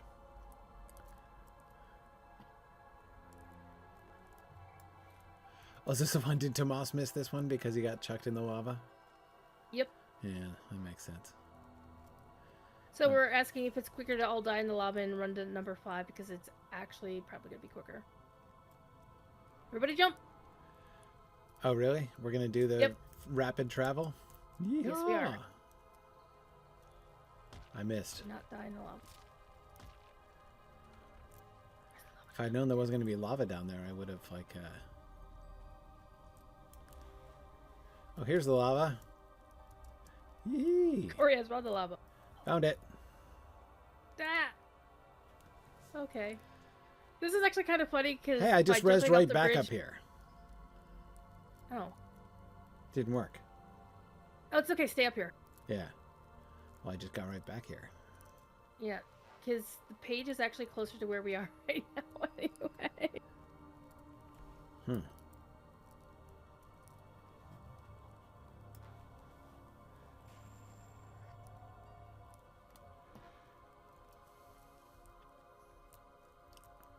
Let's see if I can find it.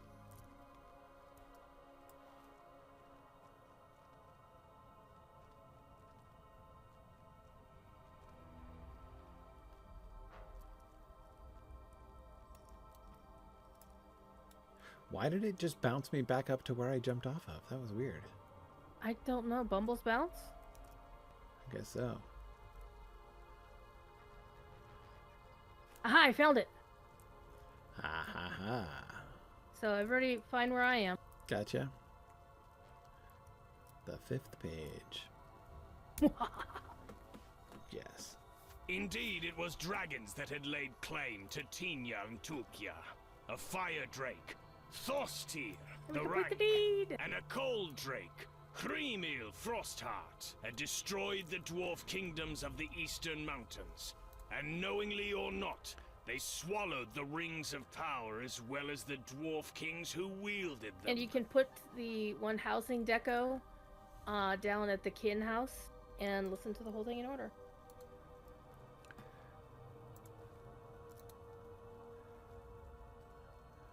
Okay. So did I get the housing decoration too? You did. Where? Should be in your inventory. Oh, you've got your inventory full. It's not that full. I got spot for... Oh, okay, you do have spot. It'll look like a book. like the other books. Well, I this mean, one no, is- yeah, I found it. I found this is the one for that. But don't I get a bookcase or something that I can put in the? If you have all of the other. Oh, there it deeds, is. you It's in should. my pending loot. I hate pending loot. Yeah, I hate pending loot too. Okay, there it is. My Mordor Lost Lore bookcase. I got the bookcase, so that means I got the complete set. Yeah, I also have some loot that Gryfflet would be able to use as well. I guess that's where. Oh, look, another pocket thing. Okay. Yeah. Cool. I have so many pocket things. Great. Pair of boots. Actually an improvement. Whoa, massive improvement. Plus 10 light of Arendelle. Lithe boots of the Abyss. Yeah, that's pretty sweet.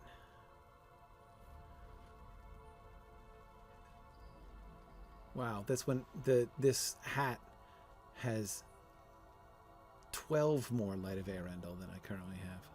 It's crazy. Hashtag raid loot. Yeah. Okay. What are these things? These are of the Abyss. Yeah, I'm not going to get a match set of those, I can tell you. There is the way. Whoa. They look pretty ugly, too. That hat is something else. Okay. All right. So there we go. So I can put this in the Kinhouse and then listen to them all the way through? Oh yeah. Okay. Cool. We'll have to teach you about housing. Yeah. Okay. So I used to have a house. I lost my house, but that's okay. I never did anything with my house. Okay. So I'll leave the instance, I guess. Right? Right. Okay. Yep. There's nothing else in here for you unless you wanted to go wander. No, I really don't.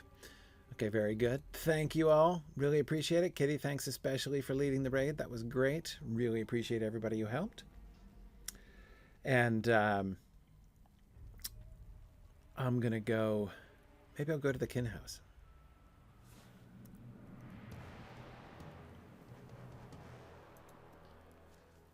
I'll go to the Kinhouse. Druidsfire, you can tell me how to set it up so I can listen to them all. Oh, okay. I'm not sure how, because I have never set one down myself. Okay, well, let's see. I'll We'll figure it out. I'll have a go. Okay. Here we go at the Mythgard Kinhouse. I'll join you there. All right.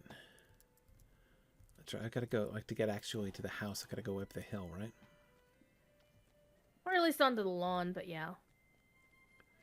Okay. Oh dear. Oh dear. We may not be able to do this because I don't see that we have decorating. Oh, there it is. So in your mini map, you'll see two new little icons in the southwest corner. Huh. Housing management. Whoa. Yep. Okay. And toggle The decoration mode. Gotcha. There you go. Okay, I've So you toggled. see all those little things that just appeared? Yes. Okay, well, Oh. I could... So there's a spot over there, but like it seems inappropriate to put a bookcase outside, so I should go inside. Okay. But am I still going to be in decoration mode? Yeah. Okay.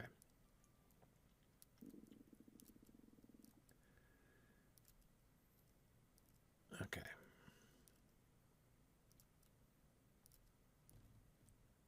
We just need to find the appropriate wall hook. Right. So hover.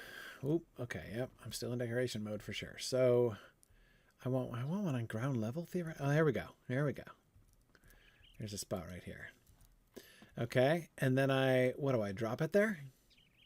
Yeah, look in your inventory, and if it will work, not drop it. It should pop up a right click on. Oh, you don't right click. I don't drop it? No, that'll destroy it. Oh, yeah. I don't So wanna do the that. actual wall hook, you need to activate it. Normally, most of us use a right click, but you're on a Mac. No, I got it. All right, and it should pop. There you go. Okay. Okay, so something is already Uh-huh. in that particular hook. You notice the thing that's glowing next to the Theoro Oh, Bro? I see. So That somebody's thing already that's used over that there is on this wall one. hook. Mhm. Okay. So we need to find one that's empty, and unless you Okay. want to mess It with that. kind of looked empty, but that's all right. Yeah. So the thing that's hanging over there is on this wall hook. Yes. Weird. Okay, the one over here where I am, is available. This one right here. This one in the middle of the floor? No, the one on the left on the wall, the blue one. Okay. Okay. Right clicking. All right. All right. Allowed category wall. Okay, so the icon, look at the icon of the thing you want to put there? Yeah, it's got little crawly lines around it. Do I drag it onto this thing? Yes, please. Oh, yeah. Put it in, there you go. Okay. And now- then carefully use the items to, bring it down from the hanging off the wall. Okay, hang on. I do what? So you Oh, notice I see. I'm moving it. Gotcha. Okay. Mhm. So we're... Oh, no. That's not right. We're... Aha. Okay. Hang on. I prefer to use the little arrows to do it. Yeah, that's why I didn't realize that was going to be quite so startling. Okay. Is it still floating above the ground? I think it's good. It's fine. Okay. Dave. There we go. All right. Now, I believe you need to get out of decorating mode. Okay. Getting out of decorating think. mode. Yep. I'm out of decorating mode. Okay. Oh, here we go. Ooh! I just saw it. Yeah. Okay, so there we go. That has them all. All right, let's hear it.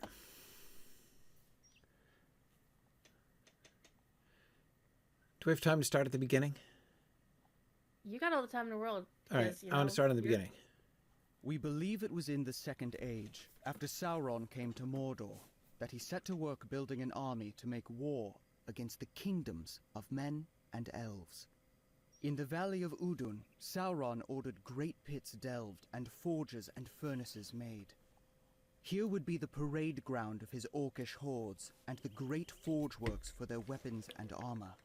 Great wheels turned, bellows worked, and fires smoldered and belched. 1 forge, 100, 1,000. Strange ores Sauron found, which had been laid bare when the earth had trembled and broken. And these he smelted into secret alloys with dark enchantments. Morgul steel, the wicked knife, Gulthauk, and Mormagard.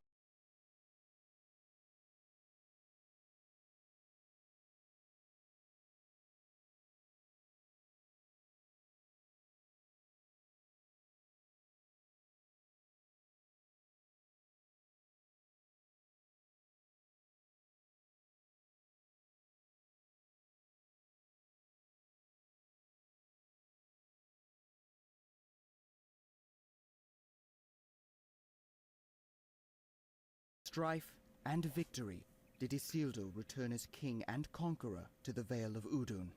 There he commanded Duathand, the Black Shield, be built as an ever-vigilant watchtower of Gondor.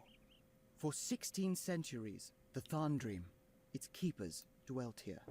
But war, plague, and other attritions weakened the kingdom of men. And in time, the watch on Mordor faltered. By cunning, force, and treachery did Ugruchor, the captain of the pit, seize Duathand and Udun. The tower he made his own, and renamed to Duathang, the Dark Oppression. The captain strengthened the fortifications of Udun, restored the old, and built a new. Anglach arose, and Mornauer towered under his command. Sauron returned, and once again the forges blazed. Great stockpiles of orc arms were smithied, but the old alloys and dark enchantments were remembered too. Deep in Anglach, With great works and dark sorceries, Grond, the fearsome battering ram which broke the gates of Minas Tirith, was forged. New Morgul blades and other evil implements were hewn from the cursed iron mined from the pit, and hidden away in dark places. Such an interesting conception. Who knows what evil is still locked away in these mountains? That is the cursing of the mines and the metal themselves. That's cool. Okay, now do, which one? The next one. Dora Marth. When the great, mighty, and inimitable Lord Sauron first laid claim to the lands of Mordor, he didst reshape the slopes of Come on, Uruk conjugate your verbs, and mouth. form Mouth of Samath Sauron. Naua, the chambers of fire. Deep in Samath Naua, It's the amongst second the person. fire and the dark, in the forge of his own devising, the Dark Lord wrought the One Ring. The one to rule all others. Long in sight, deep in cunning, did he don the One Ring, and with his newfound power, you're misplacing made your war modifiers. against the elves, and therein Get it together, seized Word of the Sauron. 9 rings and the 7. Then to Rhûn and Harad Sauron roamed, gifting 6 of the 9 rings to kings and chieftains, Right. yoking peoples and armies under his command. 7 to dwarf lords in their hidden halls. 3 rings of the 9 yet remained, and these he bestowed upon Númenórean men, proud and tall, who had bowed before him well and faithfully since times of old. Then upon the pinnacle of Barad-dûr did Sauron stand, rightful lord of all. He raised the One Ring high, spoke dark words, and a wreath of shadow and storm were all about the tower's top. With the raising of the ring, the 9 kings, all upon their thrones, were called henceforth to the Dark Tower, and lo, they were become wraiths and servants of my lord. One by one, the 9 kings abased themselves before their lord and master, for they were Nazgûl, ring wraiths now, and all marveled at the One Ring's might. Timeless and changed were the 9 Nazgûl, their old names forgotten, their old titles and reigns turned to dust. 'Cause New they weren't names nearly as they cool would as their new earn ones. for their deeds in Yeah. Sauron's service.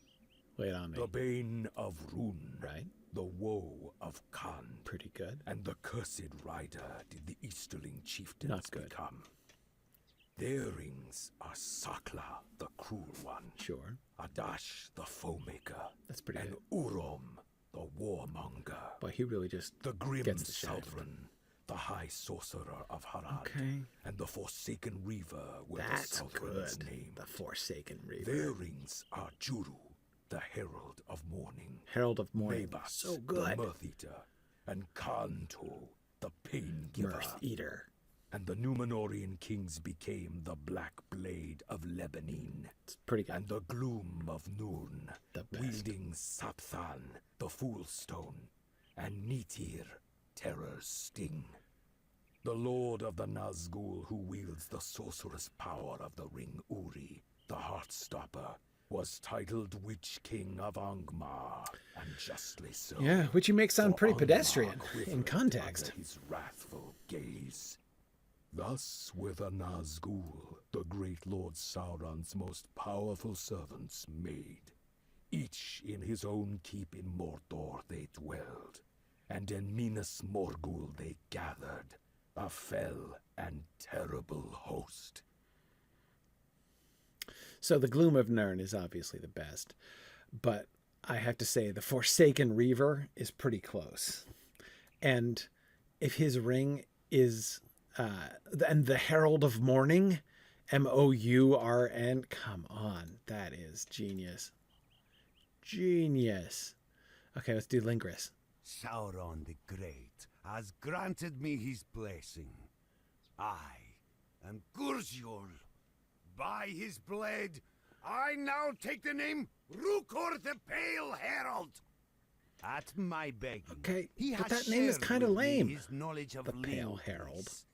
For beneath the towers and orc paths is the shadowed spider haunt, the web rift, and Ungwatari's kingdom of filth.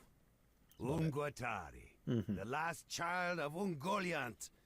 This is the name he has chosen for her. But her ladyship has been known by many names, and even he has not learned her true name.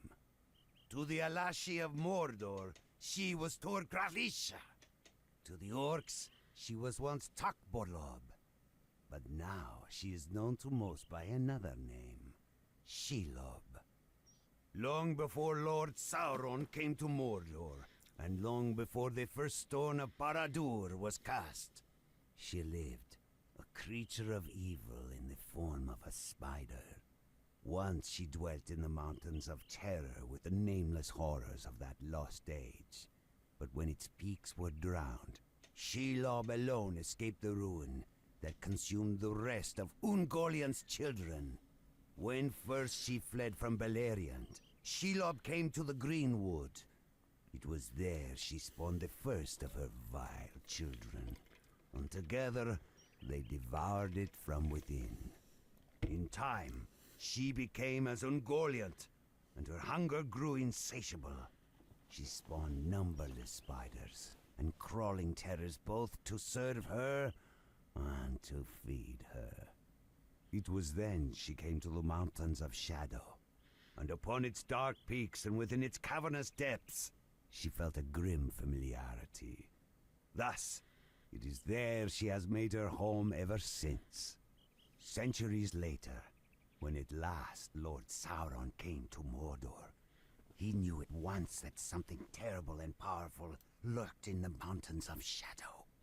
Lord Sauron soon learned that Shelob dwelt within them, and in his wisdom, he sought her aid in conquering the elves and men of the West.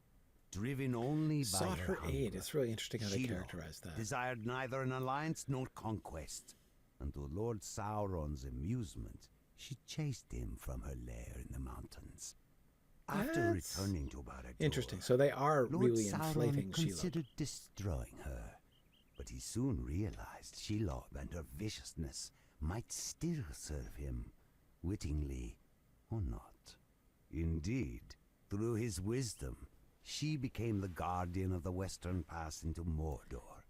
In return, he sent her his prisoners and lesser orcs to feast on.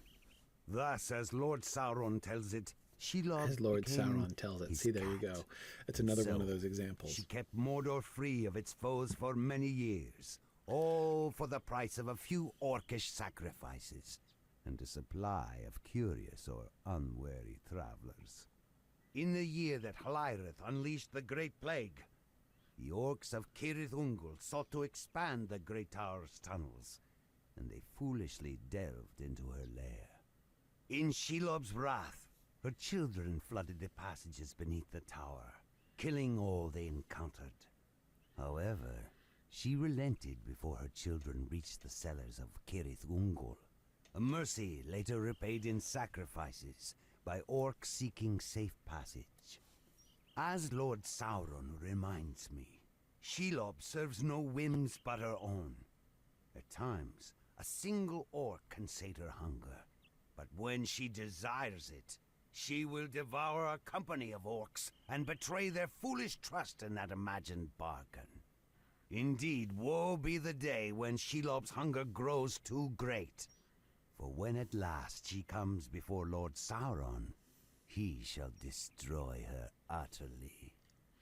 So you notice the shift that they made, and this is a common. I won't say common, but it's a known thing. That's why I was talking about Gandalf being wrong, as a very live possibility of kind of understanding how they're shaping the Seven Rings story later on. Because the fun game that basically what the Lotra developers will sometimes do in their storytelling is essentially play the same game that Tolkien did.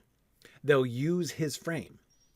So things that are said in the books aren't necessarily authoritative because they're said within the scope of knowledge of the people who said them. So you don't have to say, we're breaking the lore. You just have to say, the person who said that thing is wrong or biased even, right? So for instance, did you catch it there earlier on when he talked about her becoming his cat, right? Let's see, where did that go?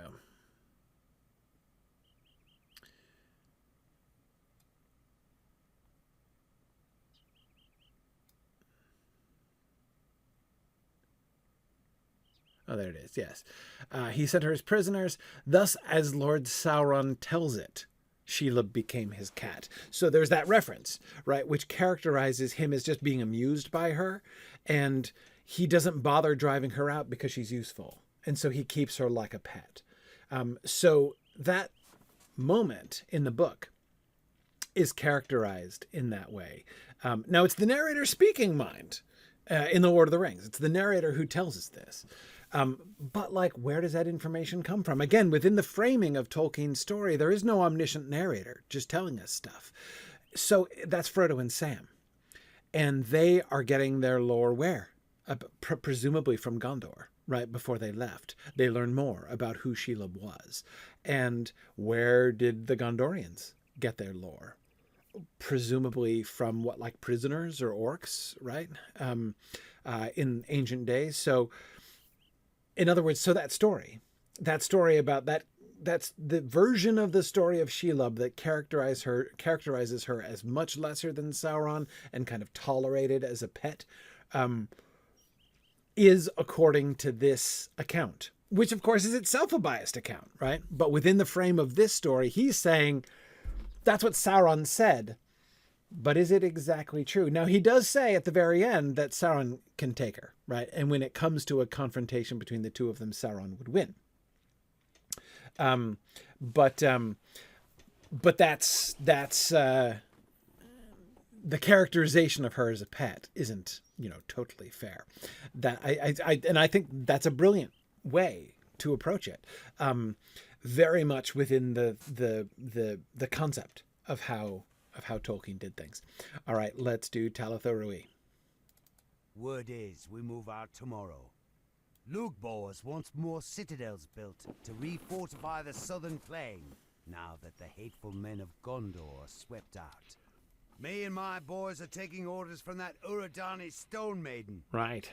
You can smell the stink of arrogance on all these black Numenorian types. I bet you can. He's got us off in Talath Uri, digging an underground fortress out of the Mithram. Oh, man. But the heat down below. You'd think we were digging into Mount Doom itself. Close. The slaves keep collapsing and asking for water. We have a good laugh at them, then whip them back to work. Sure. The construction on the upper floors has started. But something happened today. We seem to have dug into a large chamber separate from the main cavern. There's runes carved all around. On the walls, the floor, the ceiling. Mistress Uradani finds them interesting enough. If it were up to me, we'd leave them well enough alone. Here's what you get for poking your nose where it shouldn't go. That Uradani woman had some slaves digging into the floor of the ruined chamber. And next thing you know, it was flames everywhere. Flames everywhere. Those slaves were ash faster than you could cut a throat. And not a few orcs and uruks too. Well, to this day I'll never quite know what happened next. There was a roaring voice, and Uradani's all defiant as ever. Whatever it was, she fought it. And I don't think she won. There was still fire and heat everywhere in that wreckage, mind you. And most of the orcs and slaves were dead as roast pigs. I reckoned our fool of a headmistress was too.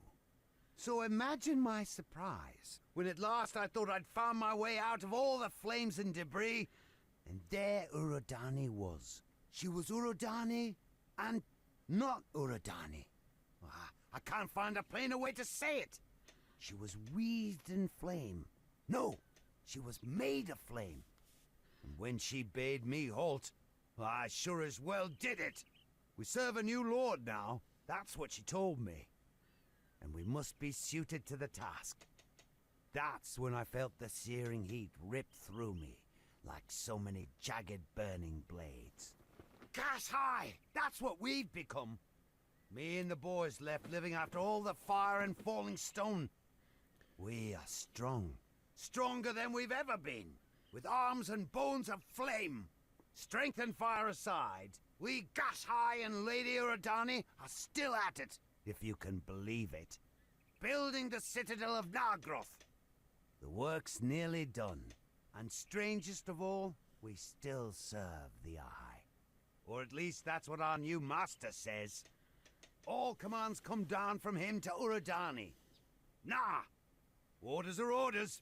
That's what I've always said. I still hope that we get some kind of resolution to the Borongos plot. I mean, he's just hanging out there still.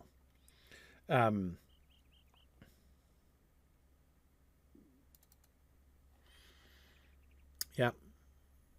I'm looking forward to continuing those stories. Okay, let's see. Now let's do Agornath again.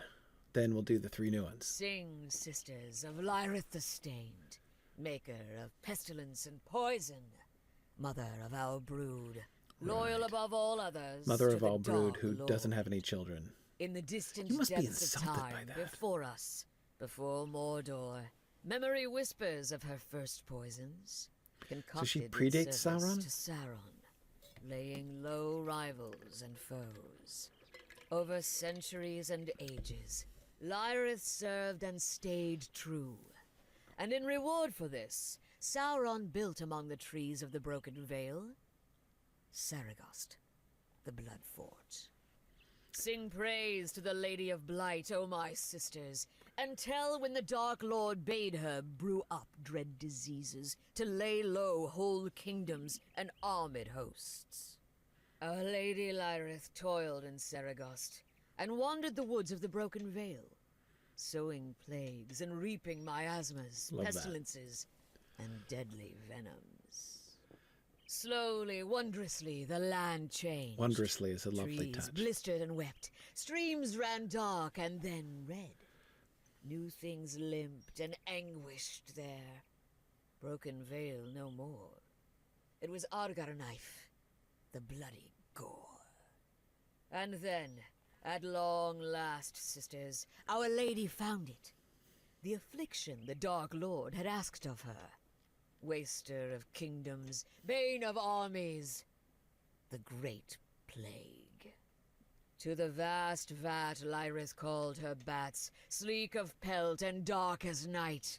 Upon their wings she cast the disease, and sent them forth beyond the mountains to the world. These are names, O sisters, of lands where Lyrith's great plague laid waste. Rovanion and Gondor, the remnants of Arnor, the northern kingdoms of Cardolan and Arthedain. In the northern lands, between the plague and the Witch King, toppled were kingdoms of men, their vestiges scattered and fled. In the south, the great plague raged across Ithilien and Enorian both, and by the time all was done, had claimed the lives of paupers, knights, bread bakers, and kings. The hateful men of Gondor were thinned and driven from their walls and towers. All that they left, Moonfort and River Palace, the Dark Lord took. Their towers taken, their watch weakened. Gondor lowered its blade from Mordor's neck and crouched cravenly behind its shield. All this from Lyrith's great plague. Sing with me, sisters, of Our Lady of Blight. Sing of her works, her loyalty, her hunger, and her strength. Sing of the great plague that went before any other, and made all Sauron's conquests possible. Sing of our beloved mother, Lyrith the Stained, truest and deadliest and first of them all. So brilliant, the story of the Great Plague, integrating it like that. Also, they suggest that Lyrith, as the mother of the Merivale, is also some kind of spirit, like Thurin Gwethil, some kind of vampire spirit, right? She was not like created by Sauron, but agreed to serve Sauron, predated Sauron in Mordor, I think. All right, now let's do them in the order we did them in. The Court of Saragost. Dulgabeth, Dulgabeth. I am far too shaken by the loss of our dear Lord Sauron and our utter defeat for all this talk of rightful heirs. Save it. You are the mouth of Sauron and will talk. Very well. You wish to talk of heirs? One was promised me by the Dark Lord himself after the war was won. Know that I am of the first days and last of my kind. It is I who is worthy to be his bride. Stand next to him, give him an heir. And remind me, why were you worthy? You husband me and rule Mordor together in Sauron's place?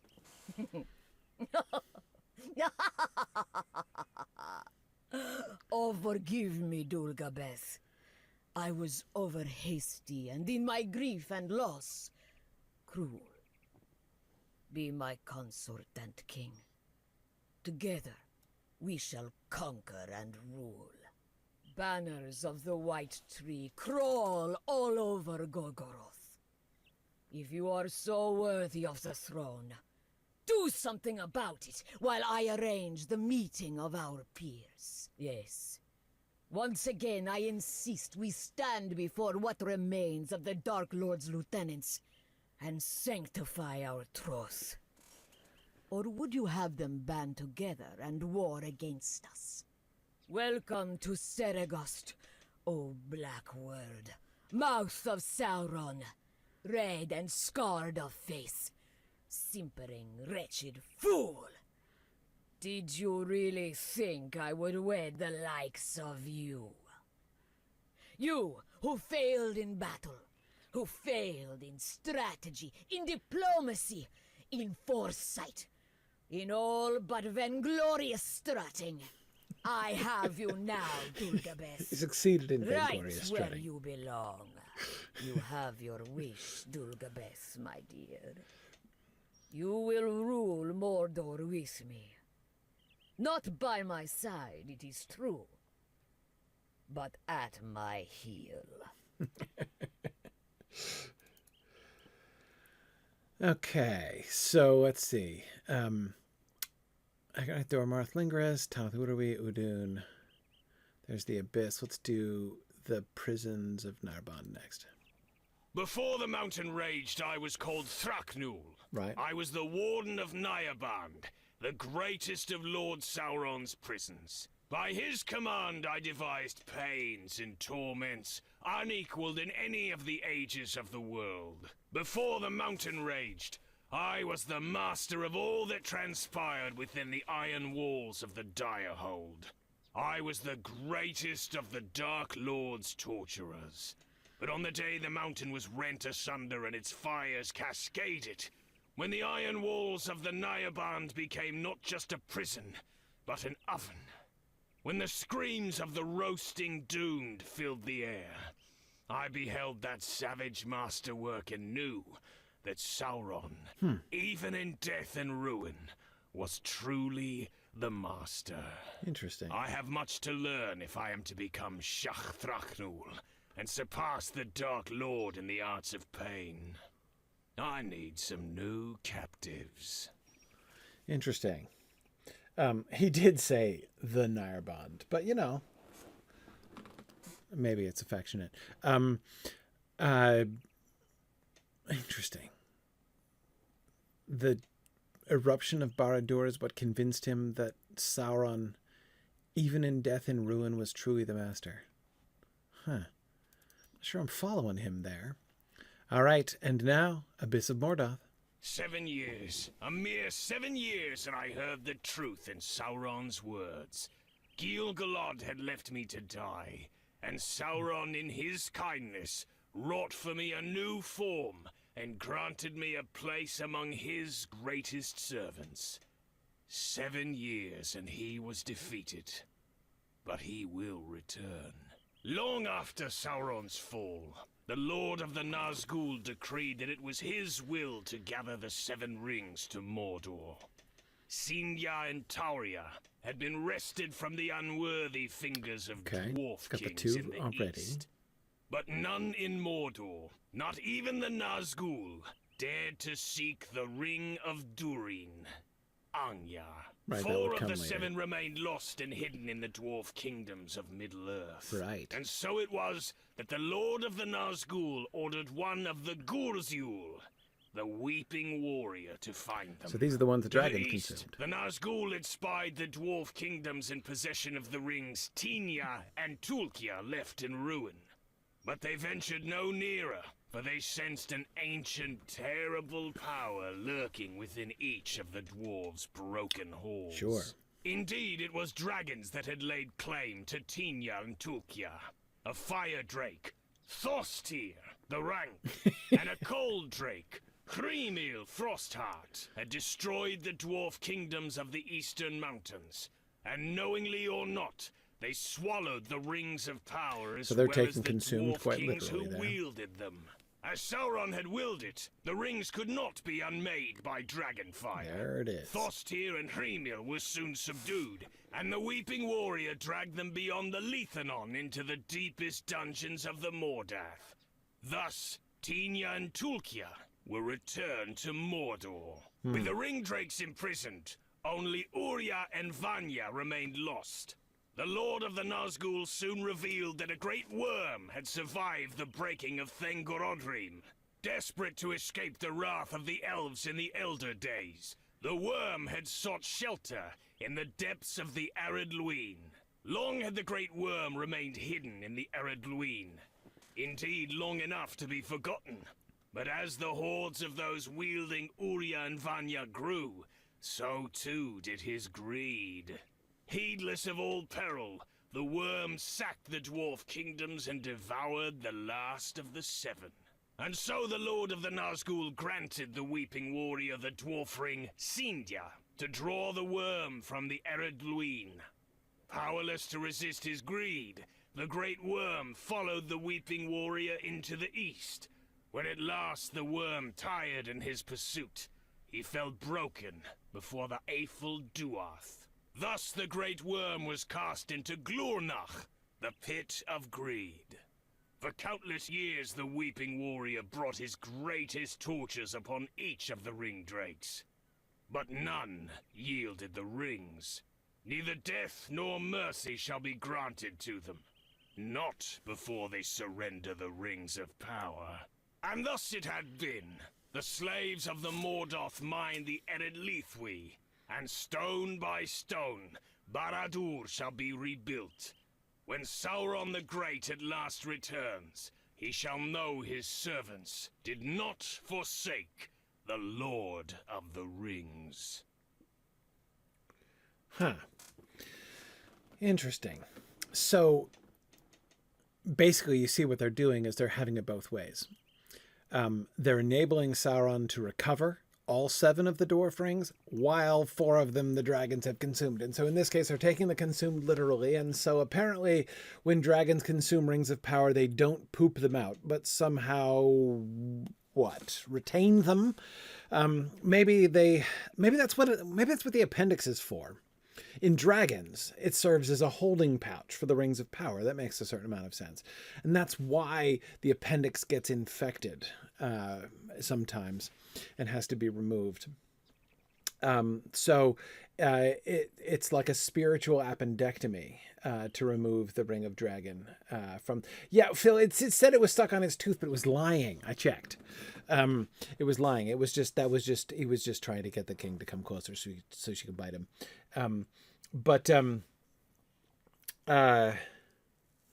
So yeah. Okay. Did I lose track, or were there only 3 of the 4 accounted for? So there were the 4 that were consumed by the dragons.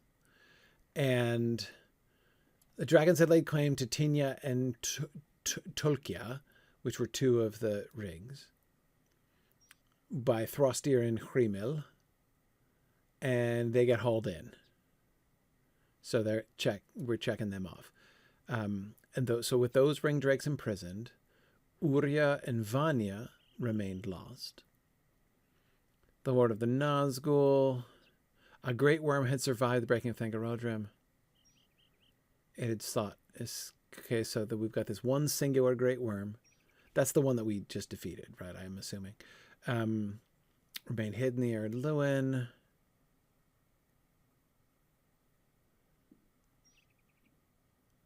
Oh, he devoured both of them. Or she. Or whatever. He? We gendering the dragon here? Okay. I see. So they were both. No, so the Ring of Durin is one of the 3 that were not consumed by dragons. That's separate. It's fine. Okay. So you're right. So the dragon that we just killed had 2 rings of power in it, which we just left in the corpse because we didn't loot the corpse. Okay. That's fine. I'm sure nobody would have been interested in those. All right. So we did it, the complete Black Book of Mordor story time through the Mordor. And that with that dramatic reading, we have now totally completed. Gryfflet has completely completed the Mordor zone. And he is ready to go off to Northern Mirkwood.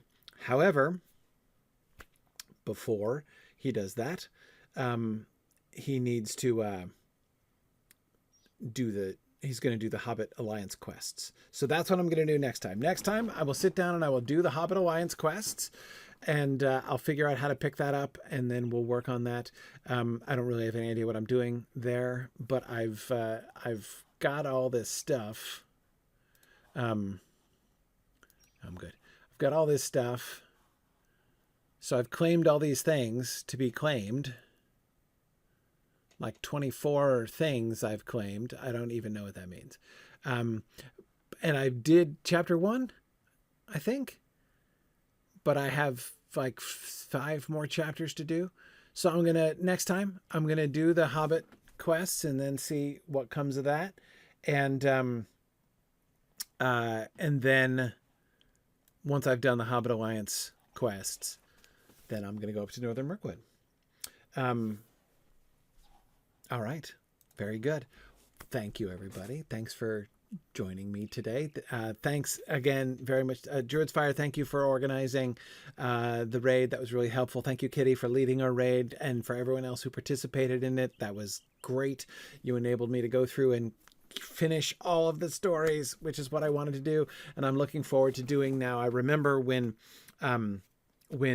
Wigand, my guardian, blazed through Northern Mirkwood and Erebor, and barely visited Lake Town, and I'm really looking forward to spending some time and doing the landscape quests up there in that whole area. So we'll do up there, and we'll do the Iron Hills and the Grey Mountains, and then Minas Morgul. So Gryfflet will be continuing to follow in Wigand's footsteps.